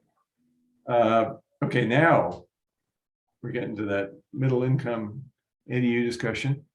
We still have the attached proposal for amending the municipal code. And there were some specific areas that were highlighted for discussion, I believe. I'd love to have someone who worked on this comment, since this is a little bit before my time, but I've certainly been coming up to speed on it as we've talked about it in our meetings. Give me a minute. I just closed my whole sheet on that, so. Michael, I have a question, if I may, Absolutely. while Jacques is looking.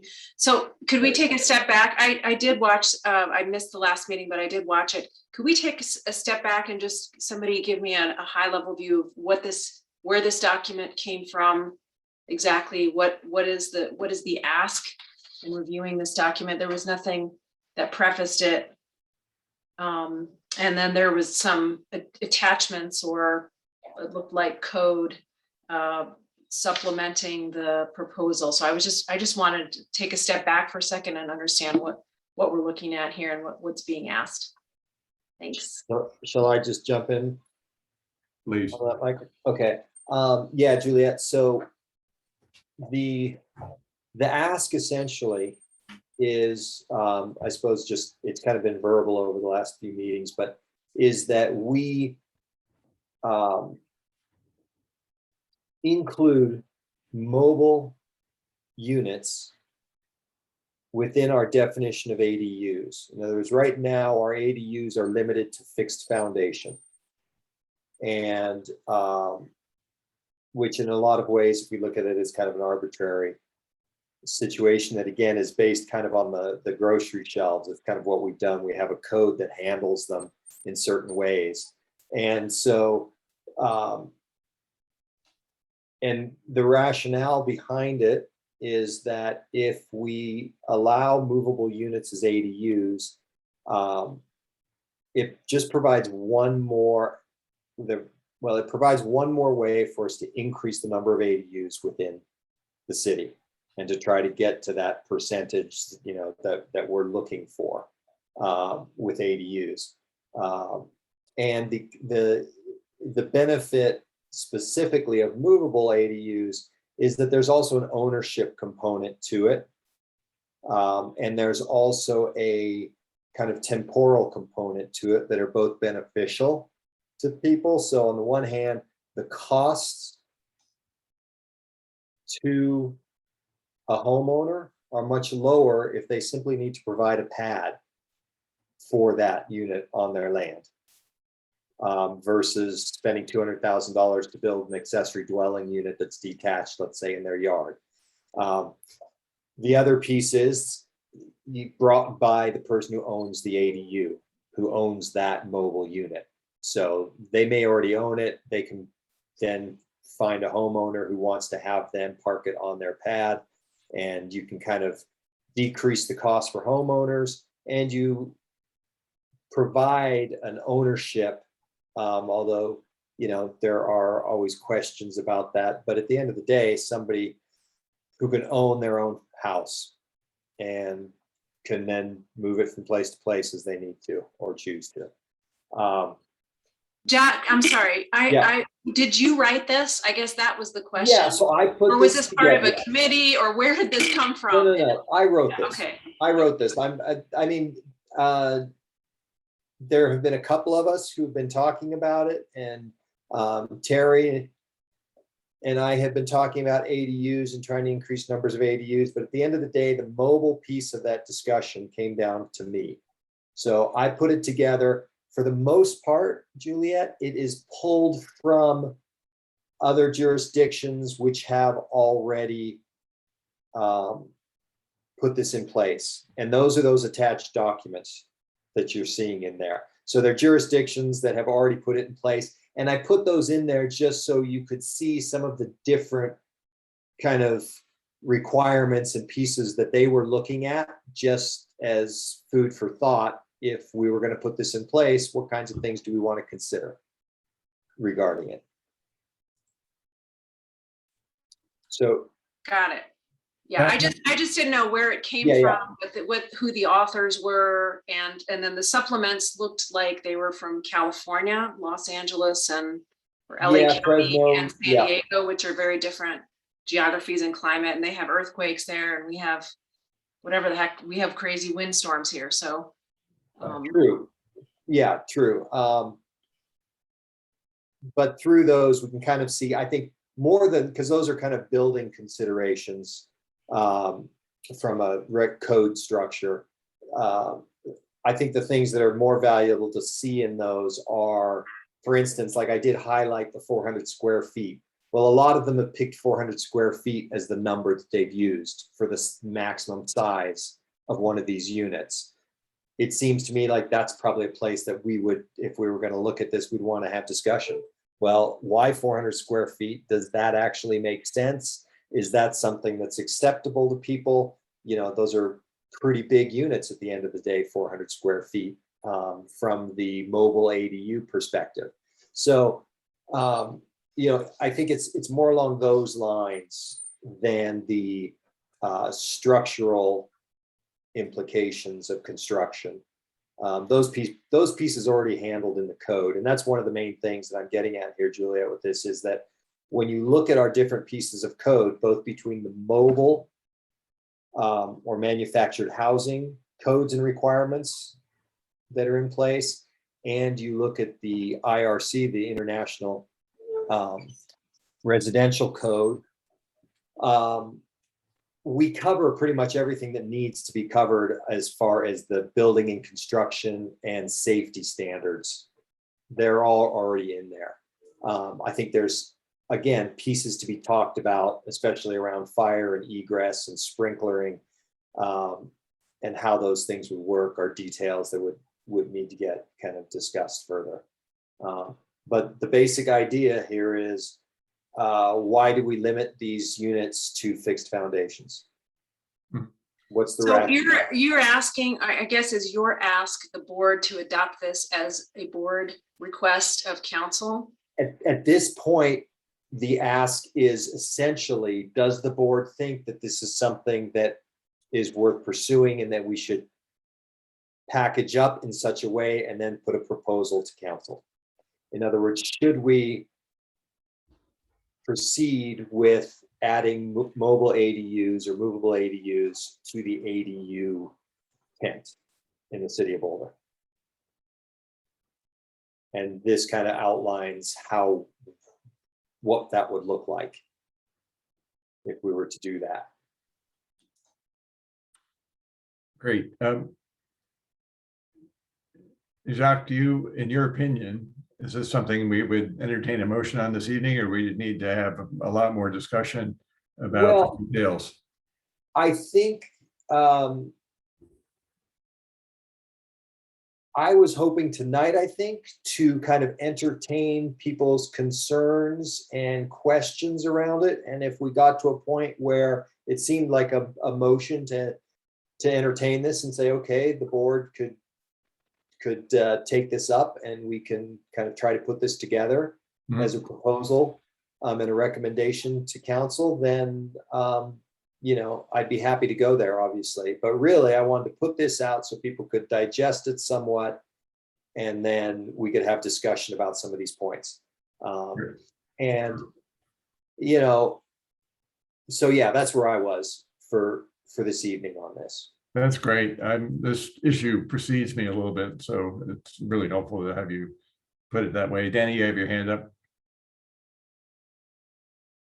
Yeah, I guess on that note, just getting started. So I have a couple general comments and then some specific reflection here. So I read through everything pretty thoroughly here, and I think Jacques, I want to thank you. I want to really thank you because I think it was a great first step, and there's a lot of good concepts in there, and you know, it's pretty clear. You read through like the pretty complex, you know, Los Angeles ADU provisions and took a lot of the really good things out of there.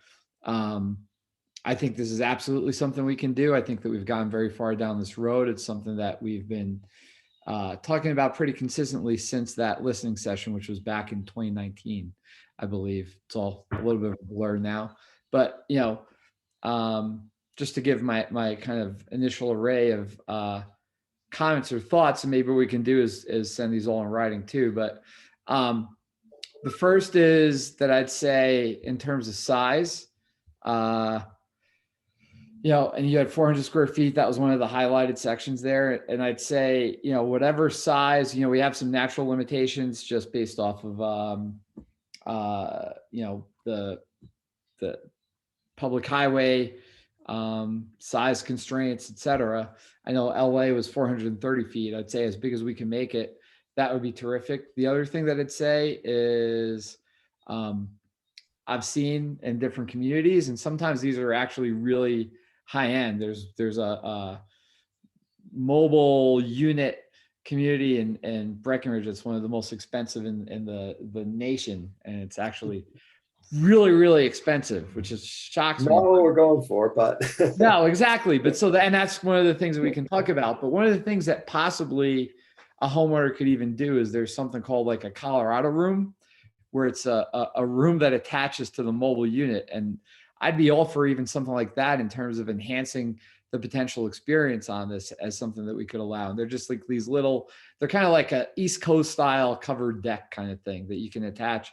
And it provides living space, particularly in warmer climates or, warmer seasons. So that would just be another thing that I'd throw out there. I think that in terms of the rental license, I think absolutely, we can wrap that into the rental license provisions that we already have in the code. I think that's a really good idea and a good suggestion.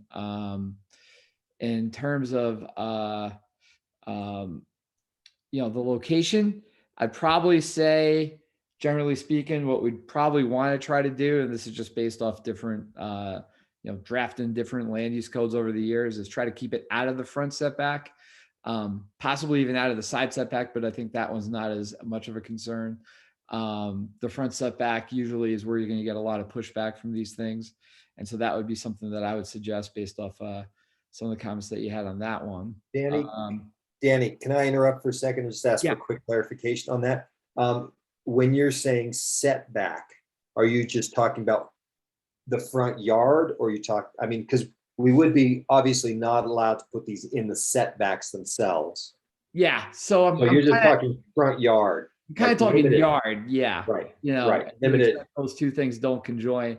And usually the way a lot of codes work is, the front yard is based off of the front plane of the front of the house, which is off the front setback. But, and maybe we could have something that says unless thoroughly screened or whatever, but, that would just be something to me that always carries a lot of flack when you have that, just from past Okay. I just got a few more. Yep. One of the things, we talked about wind loads and earthquakes, but I think one of the things that we have in Colorado that we might want to address is snow loads, because especially if these are mobile, I think, not quite as much as in past years, but snow can still be a big thing. And I've certainly seen buildings collapse because of that. In terms of the energy codes, the one thing I just flag on that is, particularly in a community like Boulder, where the energy codes are more assertive and more progressive, it ends up being very costly. And so that's one of the things, you had that section in there about having something comply with all the energy codes. And maybe there's some way we can kind of fine tune that, because, like HERS ratings and stuff like that can be incredibly costly, and especially if people are moving into this community. So that's just a thought I had on that one. In terms of 4 people in one of these units, it seems real tight, but I grew up in a 500 square foot apartment for a family of 5. So it can be done, but it's just something to think about. I absolutely think we want to not only limit the short-term lodging rental of the unit, but if there's some way, also say the short-term rental of the space or the pad that the person's building, right? Right. And I think that's my last comment. And on that one, one of the things that I think here, and I'm not sure exactly the full extent, so, pardon me if I'm missing on this, but in terms of ADUs too, that we want to make sure that these are rented to people who live and work in the community.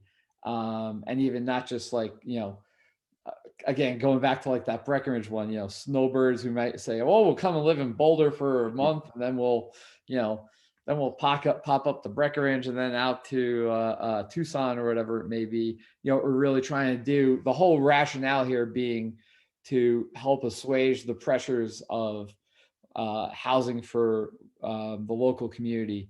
I think whatever kind of constraints we can put on short-term rentals and on the residence restrictions will both be really helpful and effective going forward.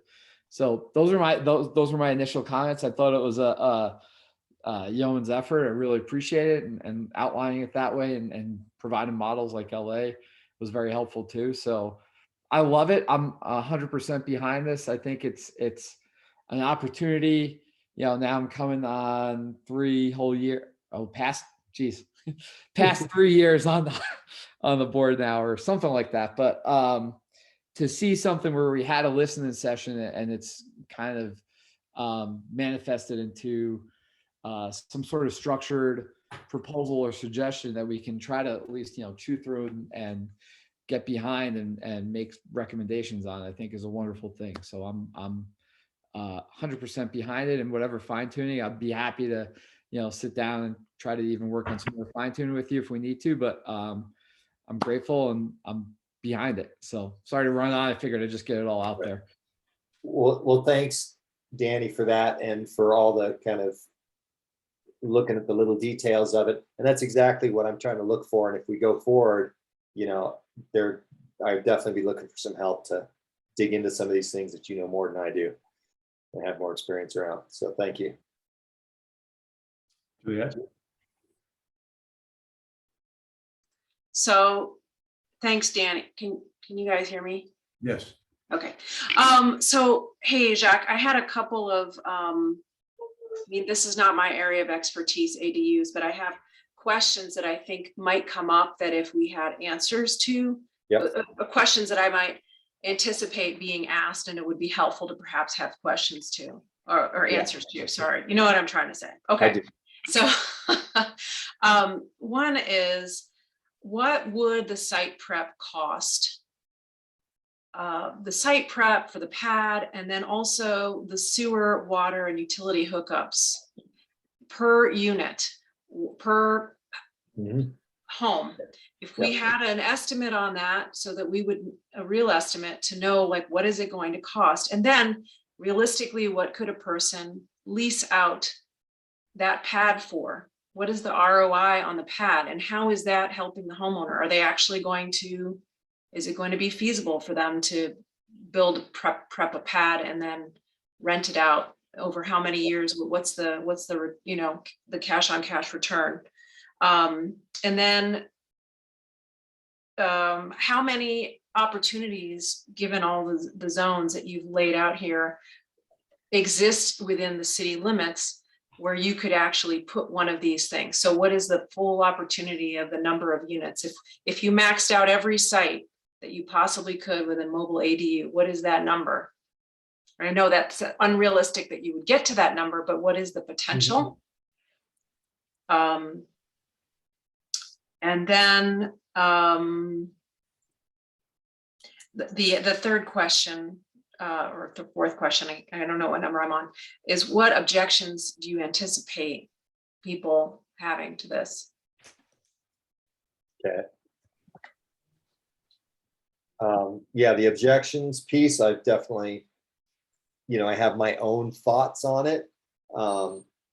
And that, I guess that's part of this discussion that I'm hoping to get also is, what are the, and you've kind of, I think you started to touch on some of those things, but what are the objections that pop up into our heads as a board, as a starting place, that are things that I haven't thought about. So yeah, I think that's what I'm in this process. That's what I'm trying to get to, is to get to a place where we've done as deep a dive into it as we can, and we've looked into those things. Quick response, Juliet, the site prep, these don't need to be hard pads based on existing code regulations. In other words, they don't need to be poured concrete necessarily. I do know somebody who has put one of these in the city, not legally, obviously, but they did do that. And I think they spent about $11,000 all in. Now they're not renting it out. So ROI isn't a consideration, which is also, when we talk about ROI, something to be considered, that I think one of the target zones for these are potentially people who aren't looking for necessarily a rental, but they're looking for an expansion of space and living capability. And the example I have of that is, for instance, an elderly woman whose children live in town, and in order to help her keep her place, basically, and stay in her home, they're like, well, can't we just move on to this huge lot and put an accessory unit here? So they've done that, but they've done it illegally. So it's not always, I think the ROI discussion is very valuable for sure, but I don't think that that's always the lens that we would want to look at it through, also in considering that. So, and then, sewer, water, and utility costs, those are pretty easy to put together, and I'll do that. I haven't thrown them together yet for the city, but yeah. So, Jay, can I ask you a quick question? What would be the best way to go about Juliet's maximum potential for such units in those zones? Yeah. We can, because we have limitations on ADUs, right? Which would limit this if they're an ADU, so they'd fall within the saturation controls and that kind of thing. And I did some analysis like that because we got the same questions with the ADU ordinance back in 2018. Yeah. So I just did some basic, okay, there are X number of lots in the zones where they're allowed. And I did a couple of percentages. Okay, well, what if only 1% had it? What if 10% or 20%? Mm-hmm. Just rough numbers, and that would seem to be helpful. But the challenge is not everybody wants one of these. I mean, no. And this one, I would say even fewer, because I would say it's even more of a niche than an ADU. But Jacques, I mean, he points out it's a much lower barrier of entry. So it's possible it could be more attractive than the huge capital outlay. Yeah. There's some tools that we could do to figure out. Well, Jay, along those lines, because I thought I remembered you doing that, you have essentially done that analysis for ADUs, and these would fall within the cap of ADUs also. So it's essentially the same number. And Juliet, I think that's the thing we're getting at. It would just be like, I don't know what our percentage now, I can't remember, of ADUs out of the total allowable is some percent. And this would be a way to maybe bump that up a point or two if we got lucky. So that's kind of the concept of it, is that we're just putting it under the umbrella of the ADU. And I can also tell you, I mean, to your other question, Juliet, about, what are the concerns that we're going to hear? It's pretty well summarized in the ADU ordinance, or that whole project, because we did hear all those concerns. And I think the point Jacques is trying to make is that there really shouldn't be a difference between a mobile ADU and a fixed foundation ADU. We're just providing some, or there's the potential of providing some additional flexibility. And along the objections line, I think there are a few other pieces that concern people, with these, Juliet. I think as you'll notice that some of the ordinances require skirting around the bottom of the unit. That's both a visual, but it's also a structural benefit, so to speak. You don't get wind uplift underneath the structure that way and things like that. So I know that there are going to be some objections. I mean, I think people will be concerned about, you know, moving them in and out of lots or that kind of stuff. So there are potential concerns, I think, that are outside of the regular ADU. But I do agree with Jay. Most of those are probably similar to the concerns about ADUs in general. And so I think you're right. What are the mobile specific concerns that we can come up with and getting answers to those? Jacques, I think maybe it was Danny that said, you know, you'd want this out back rather than in the front. And it seems like that would limit the potential to alley neighborhoods. Does that make sense to you? Well, alley neighborhoods, or, you know, a lot of times we have large lots that have plenty of side access. Yeah. Right. So I don't know that, you know, I know of a particular lot that I'm working on building a legal ADU right now. And it is, you know, they've got a 50-foot side yard, you know, between the house and the property line. So there's room there within the setbacks on the side of the house if you were going to put one there. So, you know, and that's kind of where I think a lot of these concerns about location are already engaged with, but I do think that the main one that we need to look into is the front yard. I hesitate to say no front yards because there are also situations where you've got 150 feet in the front yard, Right, to the main structure. And why, you know, maybe it's something like we find a middle ground where like at my house here, I have to have 55 feet from the front yard if I'm going to put a studio above the garage that I'm building, you know, which I have questions about in general, the zoning requirements for that, because you can't even see 55 feet back on my lot. But, you know, but I think, yeah, there are considerations in that realm that would definitely be questions that we would need to have good answers for, I think, or do you feel the suggested ordinance, solutions. the draft ordinance needs to be very specific about location and siting? Or is that already covered by regulations that govern ADUs in general? Well, I think that a lot of that is already, in other words, we already have coverage requirements, Right, right? We have FAR requirements.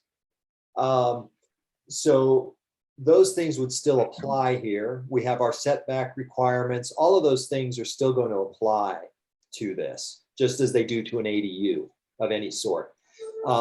So really what it comes down to, I think, the real question here, which is probably the most difficult one, is a question of aesthetics and perceived aesthetics of these units. And are we willing to say you can put one of these in your front yard based on some other criteria that we put in place specifically for these, you know? But like I said, there are limiting structures already in place. So when we look at all those limiting structures, we don't have that much more room for movement. okay, comment? Yeah, John, I would actually recommend separating those issues because I think you're going to get mired in controversy if you, because I think your argument, the way I understand it, or then what Hav has been saying and what we've learned from the listening session, is mobile ADU should be treated the same as fixed foundation. We don't allow fixed foundation ADUs in the front yard. So I think that would be a pretty significant change. And I think one that would be more difficult. It would be a more difficult argument to make out. I would argue. Well, yeah, and I think, Jay, but we do allow them in the front yard as long as they're over 55 feet. Correct? Talking large Well, lot. I'm putting one in my house. So yes, we do. Because I just went through it with Brian. Brian Holmes just tried to tell me I couldn't, and I told him I couldn't. Yeah, You're right. I'm gonna have to change that regulation in the next update, man. No, just kidding. Yeah, no, but this is, I do agree with you. I think that the concept here is, I do want to say we're treating these like they're an ADU. And that's really what we're doing here. We're asking city council to say, we're not going to make a distinction about whether it's on wheels or on fixed foundation. And And it's that's all. visible Yeah. from a public right of way. It has to be that needs to look like it has a foundation, basically. It needs to have that skirting. Right, it has to have that skirting. Yeah. Danny, did you have your hand up? Yeah, go ahead. I guess, so I think it's a great idea to just say, you know, we can have mitigation elements in place or something like that. So you don't completely prohibit them in the front yard, but, you know, you talk about how you can resolve that aesthetic concern going forward, right? If there's enough screening, whatever it may be, if it's a large enough lot, so on and so forth, if there's adequate access, all those things. And the other thing I'd just say why I think this is potentially really useful, you know, particularly over the passage of time. So when I was at the county attorney's office, I was responsible for doing the code enforcement on illegal accessory apartments, and we had hundreds, thousands of illegal accessory apartments. We had about, no exaggeration, I think it was something like 15 legal ones. And the big obstacle is that everybody wanted to have an accessory apartment, particularly when things get expensive for a lot of local people,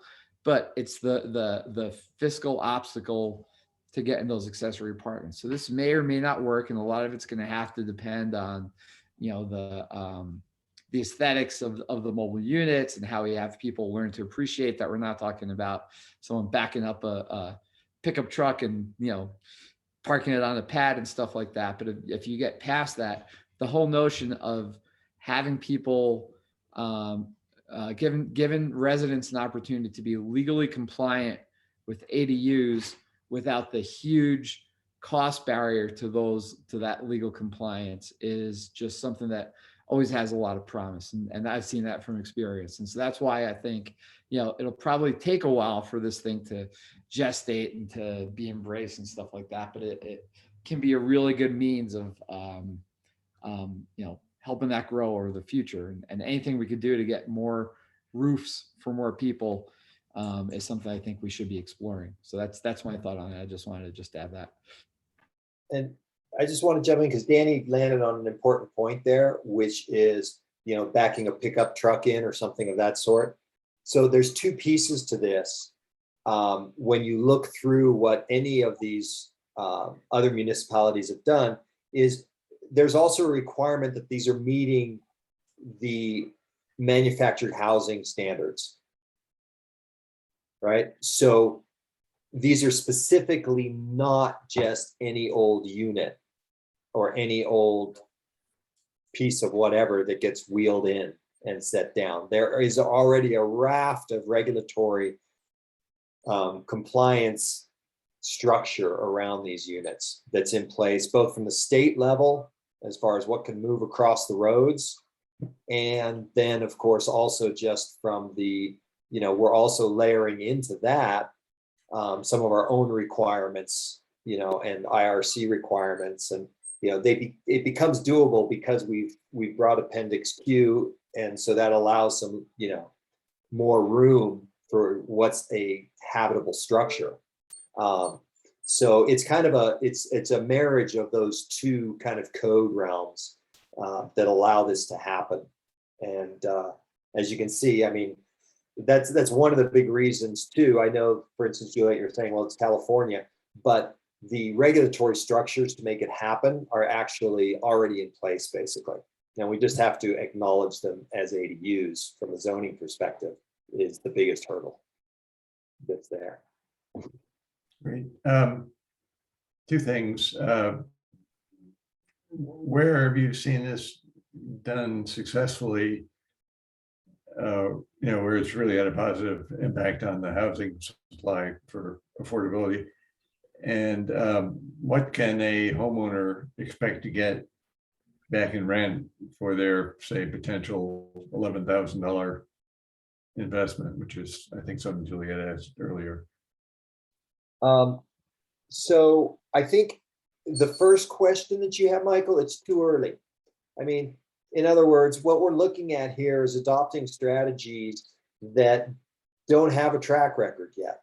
And that's part of what we're doing. We're going out there. I mean, I can't give you data that says, oh, I mean, maybe we will by the time this is ready, but you can see these are all fairly new ordinances that have been put in place in other places. So I don't know that we have the data yet to tell us how successful it is or isn't. You know, and so I think that's kind of where we stand on that one. But again, whatever success we have is moving the needle on ADUs and increasing that number that we've said we want to get to a certain point, you know, within the city.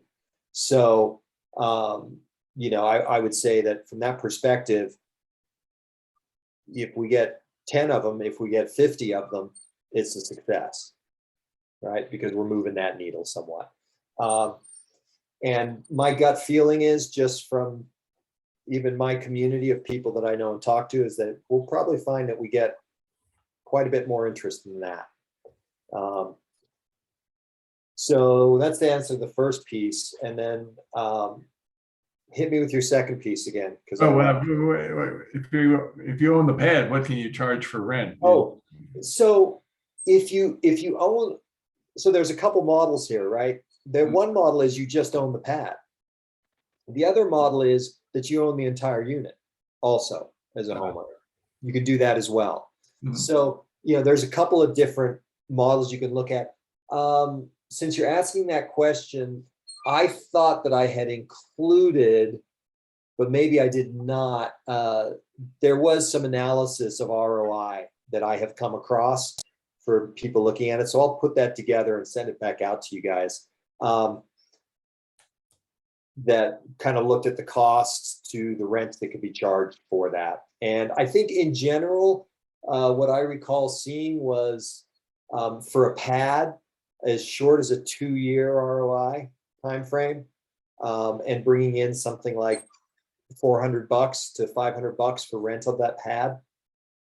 Right. So if somebody who has their own unit and they bring it in and place it on that pad, that was kind of the numbers that were being thrown around for that. Obviously, that's going to be market based too, right? So we will learn what Boulder supports for that. But yeah, but I'll put that information, because I did have some numbers, and I'll put that in there.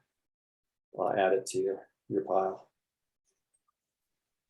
Okay, well, in the interest of time, I'll propose some next steps. It seems pretty clear we're not ready to vote on this. To decide on how we want to make friendly amendments to Jacques' work, whether that's, you want to make suggestions now, email them to him, go over them at the next meeting, decide on whether we're ready to forward a recommendation at that point. One possible course. You know, Michael, as I see this, I think that it would be great. What you're proposing is that people can, anybody who hasn't given me, or if you come up with other questions that you want kind of fleshed out a little bit more, send those to me so I can dig into them before our next meeting and get answers to it. And then I'll work on kind of starting to craft this into an actual recommendation. Okay. And we could then have a motion on to say, yes, let's move forward with this and try to, you know, tighten it up. Because I think there are a number of steps still to be taken in here before I would feel comfortable putting it out as a recommendation to council, as far as engaging with staff, engaging, you know, both in housing, but also in planning. The fire department needs to be brought in on this as well. So there's a number of steps before I'd actually feel comfortable saying that we have something ready to go. At this point, I mean, my thought was either, you know, by next meeting, if we could say, okay, let's put that effort into it. Right. And start to cross the T's and dot the I's. So if you throw me questions before the next meeting, then maybe after next meeting, we can say, yeah, go ahead or not, or at next meeting. Okay. I do think maybe a vote or a show of hands and, you know, formal, informal, Sure. just that this is something that we want to proceed on before Jacques puts any more work into it, would probably be a good idea. So that would be my suggestion. If we just say we feel comfortable moving forward with this approach, and then, you know, we can all try to help out in whatever way, Jacques, like I said, you know, I'd be glad to. Yeah, work yeah, I with think you. straw poll's a great idea right now, because if Yeah, everybody straw just thinks you're Okay. cracked, as my boys would say. Right. You're cracked. Then go watch then Netflix. Tell me I'm cracked. Can I make a quick suggestion though, before you sort of do that? Yeah. I think what would make the full board the most comfortable is if if we identify where there are policy choices potentially. So like, you know, you throw out a number, 400 square feet. I assume that's from Appendix Q. So providing some sort of policy basis for where that number came from. Like similarly with the zoning, you know, why those zones? You know, are there options for other zones? What are the benefits? I think that's the type of information that's helpful to policy decision makers, is understanding, are there options, what are the options, and what are the benefits? So instead of just saying this is our proposal, I think if you build in a little more flexibility, it's just more appetizing. Got it. It's not just a draft amendment, it's got a appendix with Yeah. logic. Yeah, Well, well, right now, we just want to know if we even want to move forward. exactly. I just want to know if I spend more time on this Right, or not. And then, you know, if we take it one more step, I think that next step would be the piece. You know, if there's specific questions that you have that you send to me before, then we can deal with them before. But a lot of these issues, like, you know, as you're saying, like, what is the policy basis for saying 400 versus 200? Or, you know, Danny's saying, why aren't we doing 430? And so kind of where we land there. Now, a lot of that is going to end up coming down to politics, but we, as Jay says, I would look at, like, if we said, okay, we're going to go forward with this, unless I'm missing that, Jay, that seems to be the point where we would say, okay, let's dig into those pieces now and get our justification for the recommendation that we're going to make right. based on what's out there. Just using that example, aren't there external factors that dictate, like it's got to be of a size to move on a highway? And There are. yeah, Yeah. That's what I'm saying. There's a lot of structures already limiting those things. But for instance, could they come in two pieces? I have a tiny home or a mobile ADU that comes in two pieces and they can travel across the highway. Is that what we're talking about, or are we not? And so I think there is a lot of discussion.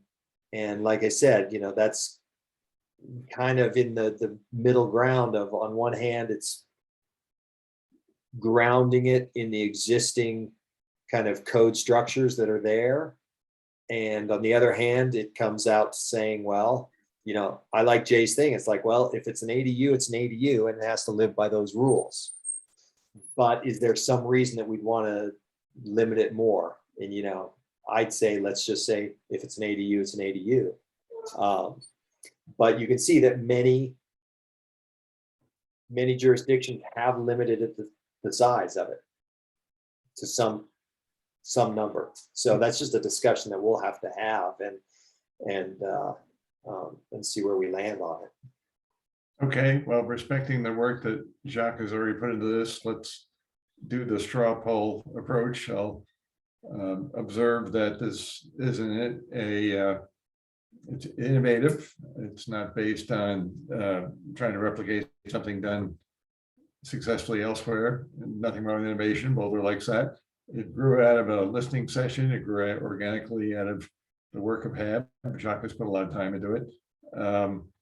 It's got potential. So if we would like Jacques, have you worked with anyone else in this, or has it all been you, Jacques? I think this piece has been pretty much me. You know, it seems like because of what you do, you're very well suited to addressing the technical issues around this. So appreciate it. Reasonably well. Show of hands, should we keep going and take another look at this issue next month? Well, I'll say, yeah. Okay, I see 3. Would like to keep going? Do we have Terry?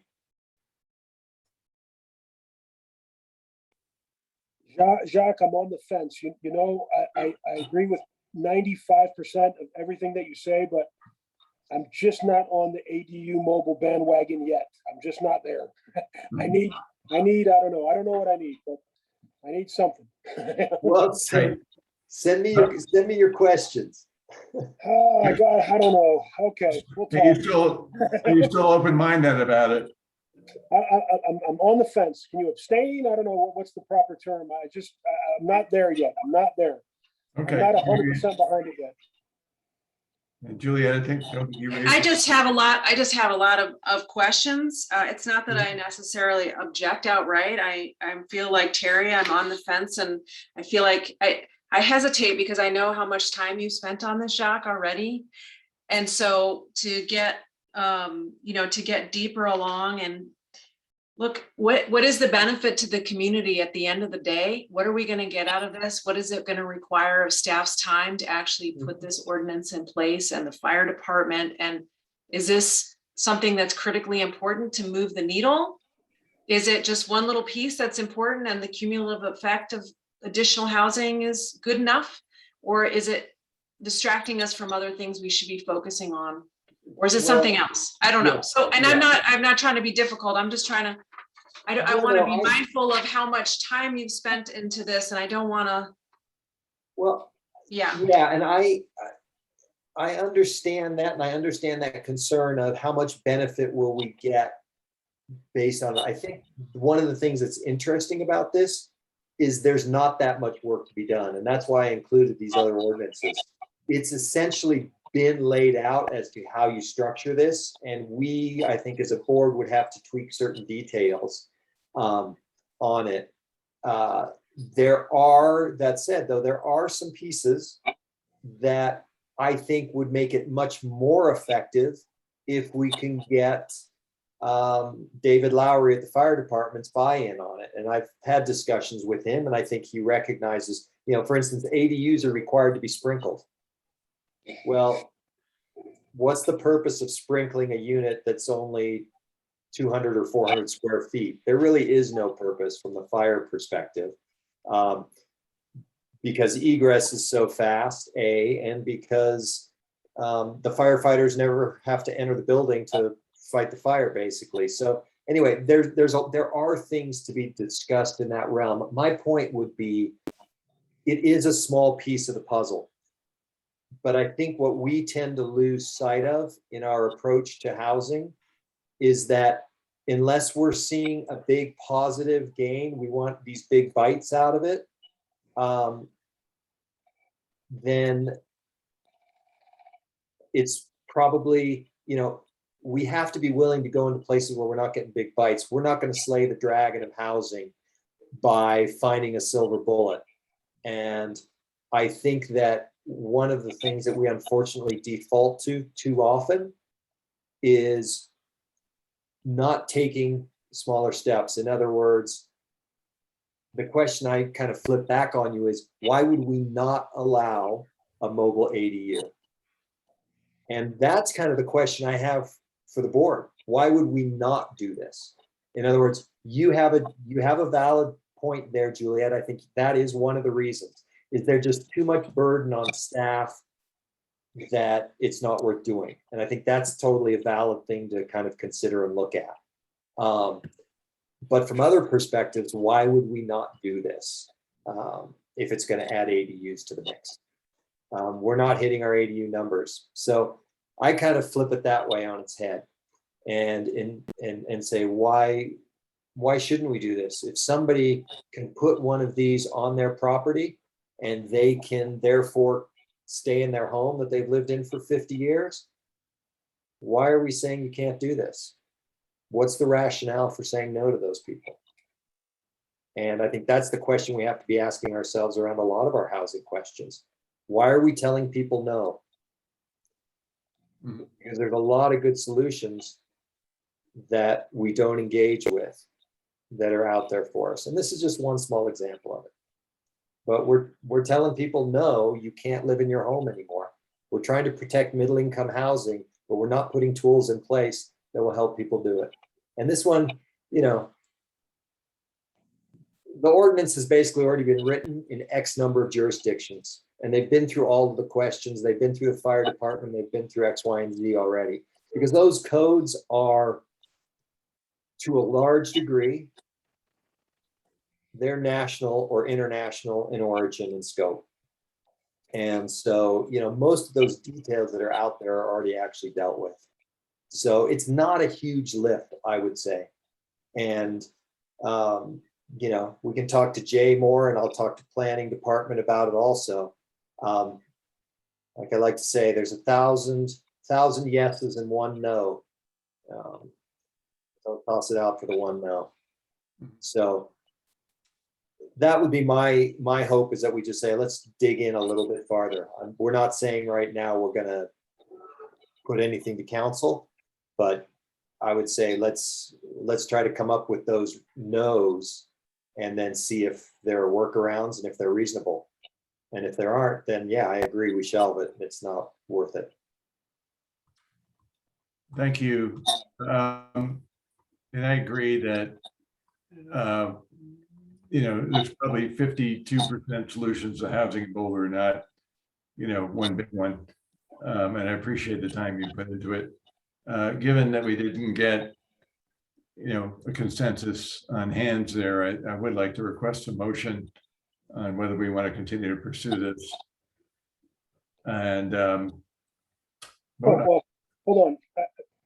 Sorry, go ahead, Michael. go ahead. Just, I think we should actually vote on it. And not a complicated one, just yes or no. Do we keep going on this? And Well, idea. what do we have to have? What do we have to keep going? How many yes votes? Because it's what, 3-2 right now with the straw Maybe votes? 3-2, yeah. So that's keep going, right, or no? Well, we haven't voted on it yet. I'm saying, No, okay. since we didn't have consensus, I think we should actually vote on it. Oh, I see what you're saying. Okay.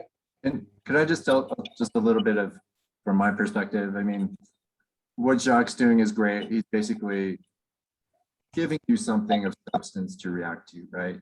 But the HAB's true role here is to convince council that this is a good idea, right? Because it's only council that can say, staff, go and make these changes. Right. You don't have to figure out all the little details. There have to be some sort of public process to work through those. HAB will be involved, planning board will be involved, council will be involved, community will be involved. It's really advising council on the policy piece. So I just thought that might be helpful. Jay, on that note, has council ever talked about this in recent history? No, I mean, but I think, like I've said, I mean, from my perspective, this is a great HAB story of, we had a listening session. This is what we heard from the community. And this is a potential solution. I don't think they're aware of it as an option, to be perfectly honest. But I think there would be interest, in my opinion. This gets to an earlier discussion we had about our role, probably at the retreat, and whether we only do what council asks us to do, or do we come up with new ideas, pass them on to council. I think if we wait around for council to ask us for things, we're be twiddling our thumbs a lot. So innovating is a good approach. Again, and we definitely have support based on a straw poll to continue this. I wonder if people feel better about it if we formalized it and actually voted on moving forward. So I'd like to move. I think there's some meat on this bone. Just like Jay said, I mean, I had no idea about anything with mobile ADUs and mobile tiny homes until we had that listening session. So I learned from there. I would have never thought of any of this before then either. So I'd like to move that we support moving forward on an exploratory basis to try to put together some sort of strategy that also includes some policy connections like Jay talked about. And that's not committing us to anything. This is a long motion. It's not committing us to anything right now, except to continue to explore it. So I just say I move we continue to explore it at this point in time and remain open to the idea of having this as a recommendation to council. Do we have a second? Looks like Terry's a second. Before I call the vote, I'll add that I agree. I have some skepticism about this, but I do think it's worth moving forward and exploring with more research, a little more research, a little more discussion. So all in favor, say aye. Aye. Motion passes. Oh my gosh, unanimously. Wow. Yeah. Thanks, everybody. Good. Thank you. Michael, can I just, Yeah, good work. last piece, for, everybody on the board is like, get me those doubts so that I can see either what I'm missing or that I can give you some kind of resolution to them. And I see your eyebrows go up, Terry, so I know you got them. I'll send you a Trying few. to get there. I'm trying to get there. Yeah. Well, I have just, I want to get there. I have want just, to get there. I just have a question, Jacques, and this is kind of a sensitive thing, but this is all something that we had to sort of think about as we were joining this board, and you're in the building industry. Would there be any kind of perception of a conflict because you would be, or a perception that you would benefit from the passage of such trying to push something like this through? And I'm saying it just because that could that come up or not really? It's not really in the realm. I think not really. Sadly, most of my business comes from building massive second homes for people who live in them a month out of the year. But the other piece of that, Juliet, that's kind of tongue in cheek, obviously, but the other piece of that is, the truth is what this does is it allows people to not to build their own units, but most of these companies are kind of external to the general contractor or builder on the ground. In other words, it's not something that a general contractor is going to be building because they probably won't even be able to meet the requirements of building that structure that needs to travel on the roads and on the highways. So there are specific companies. So I'd say kind of from all fronts, other than the fact that yes, I build things for people to live in. No, there's really not any overlap there. Yeah. Yeah. Unless you're looking for a whole bunch of $10,000 contracts to build beds. Yeah. And I would say nobody had it, and Juliet, to that did not come up when we talked about ADUs, which arguably would be more in my bailiwick. I do build people's ADUs for them that are fixed foundations. So that, but no, I don't think that's something that'll come up. That's good. I just think it's always something we should be mindful of. I agree. Yeah. I actually had thought about that myself too, because I always get a little uncomfortable with a lot of these discussions, because I build houses and I try to build housing, and Terry does the same, and so it's definitely something to be aware of. I agree. Yeah. Right. Well, it's a good point. I think everybody on this board has some connection to the real estate industry, if you will. So we all need to be careful and thoughtful about that. Can we move on to the next agenda item? I'm going to selfishly report I haven't had dinner. I'm really starving, and I hope you just really love the letter and we can just wrap up. But let's talk about the letter. Juliet, please. So, Michael, I'm happy to, if you send this to me in Word, I'm happy to just redline it, like put in track changes and put my comments back to you. If you want to do it that way. I thought it was good, and I just had some comments and wordsmithing and things like that. Yeah. What about a Google Doc? Because I'm already thinking of revisions I would personally make based on some of the things we've talked about tonight. So with the Google Doc, we could all be contributing rather than doing it serially. Sorry, Michael. Might have to say no to that one. Oh, okay. Can't do it. Basically like having a meeting Ah, in public. So It's fine for you, for each person to send Michael comments individually and he can incorporate them. Okay, I mean, you just want to avoid the whole perception that you're kind of doing stuff behind the scenes. it's the same as a group meeting then, okay? Yep. Great. And if you're more comfortable, I mean, you can always use me as an intermediary, but I don't think it's an issue. You just don't want it back and forth between the entire board to discuss this between meetings as well. So Okay. what you want to do is send Michael your comments.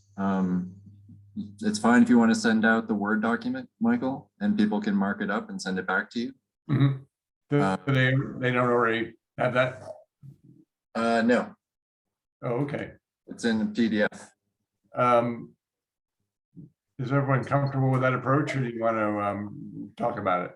I think what Julia suggested is a great approach. I think, in past years, this did end up being kind of a work in progress. And that's what I was saying. This could be something we shoot to have finalized in November because we really don't need it until the end of the year anyhow. And so, Great.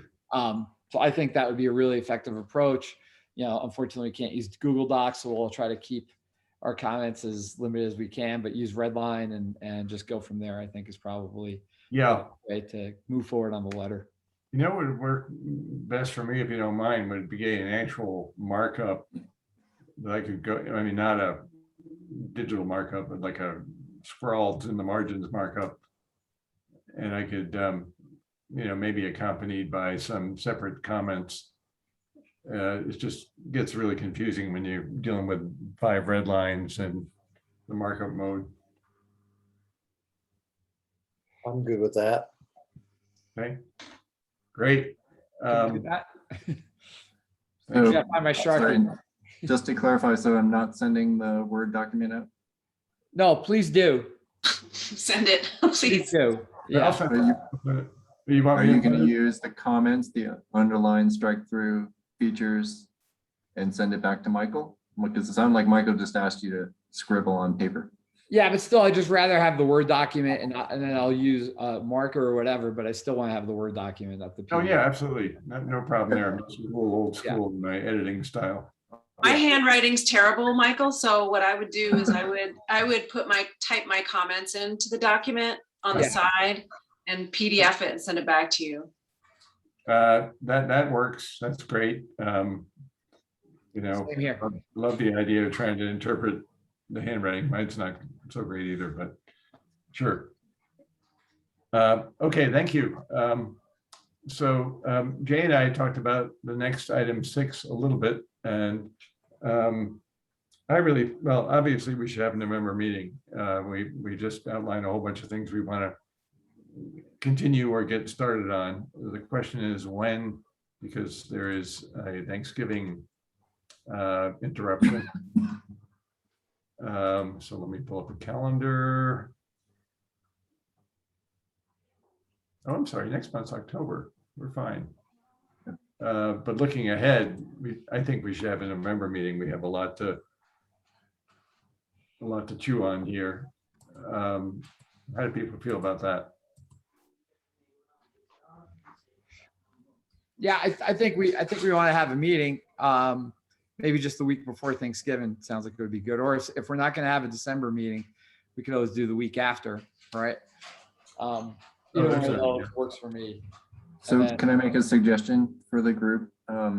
So we would just need a motion to move the dates for both the November and December meetings to a week early. So moved. There you go. And then the next step, I would recommend waiting until October or even November to cancel the December meeting, depending on what your work is. Yeah. Right. Just keep in mind I agree. that has been past practice. Gotcha.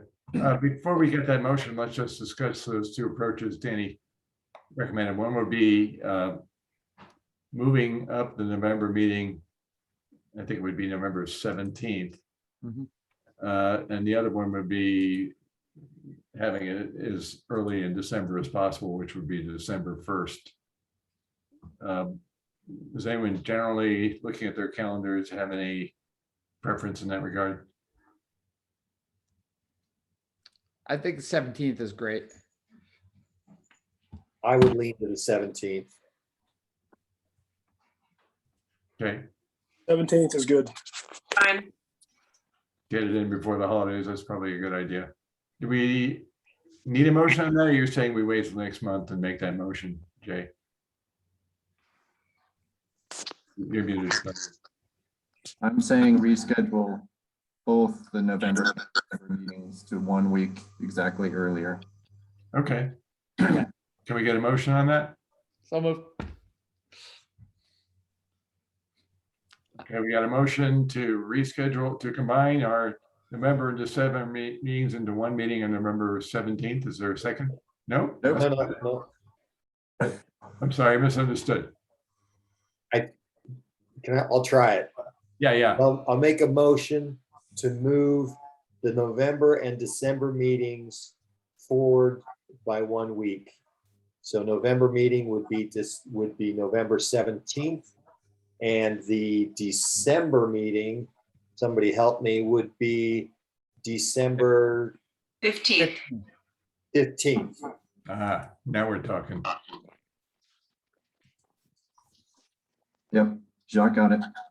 We got a second? All in favor of Jacques' motion?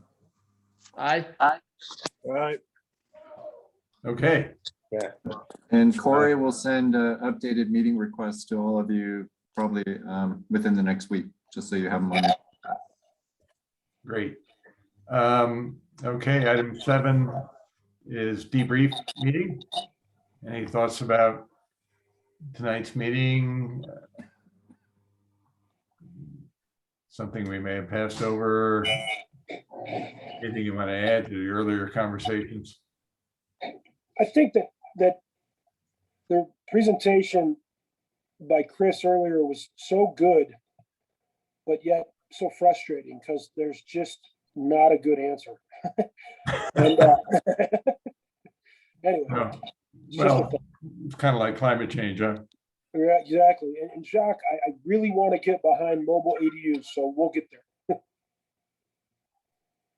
Yeah, thanks, Terry. And I just want to say, I appreciate everybody engaging with it. And I mean, this is the process that we want to go through to figure out what we're going to do and not do. So, you know, part of this for me was just getting this on the table as a small slice and then kind of chewing on something a little bit and seeing if we can, you know, either spit it out or swallow it. So I'm good with all the comments that came and all the concerns, and I look forward to seeing more of them, and then we'll see if we push on it further. So thanks for that. Excellent. Okay, so our October meeting is Wednesday, October 27th. Is that correct? Yeah, I think so. Great. I think we have some agenda items that'll be easy to digest and write down. If anybody has additional suggestions, let us know. May I ask for a motion to adjourn? So moved. Second? Did you Second. second your own motion? Okay, all in favor? Great, thank you. I really got a lot out of that meeting. I appreciate everyone's comments and look forward to moving forward on some of these issues. Michael, great job. Thank you very Yeah, much. great job. Thank you, guys. Jay. Thank you. Thank you, Michael. Thank you, Lupita. Josh, Thanks, thank you. Jay. Thanks, everybody. you all. Have a Great good job, night. Thanks, Dad. Jay. Thanks, everyone. Good Good night, night. everyone. Now. Night. Good night.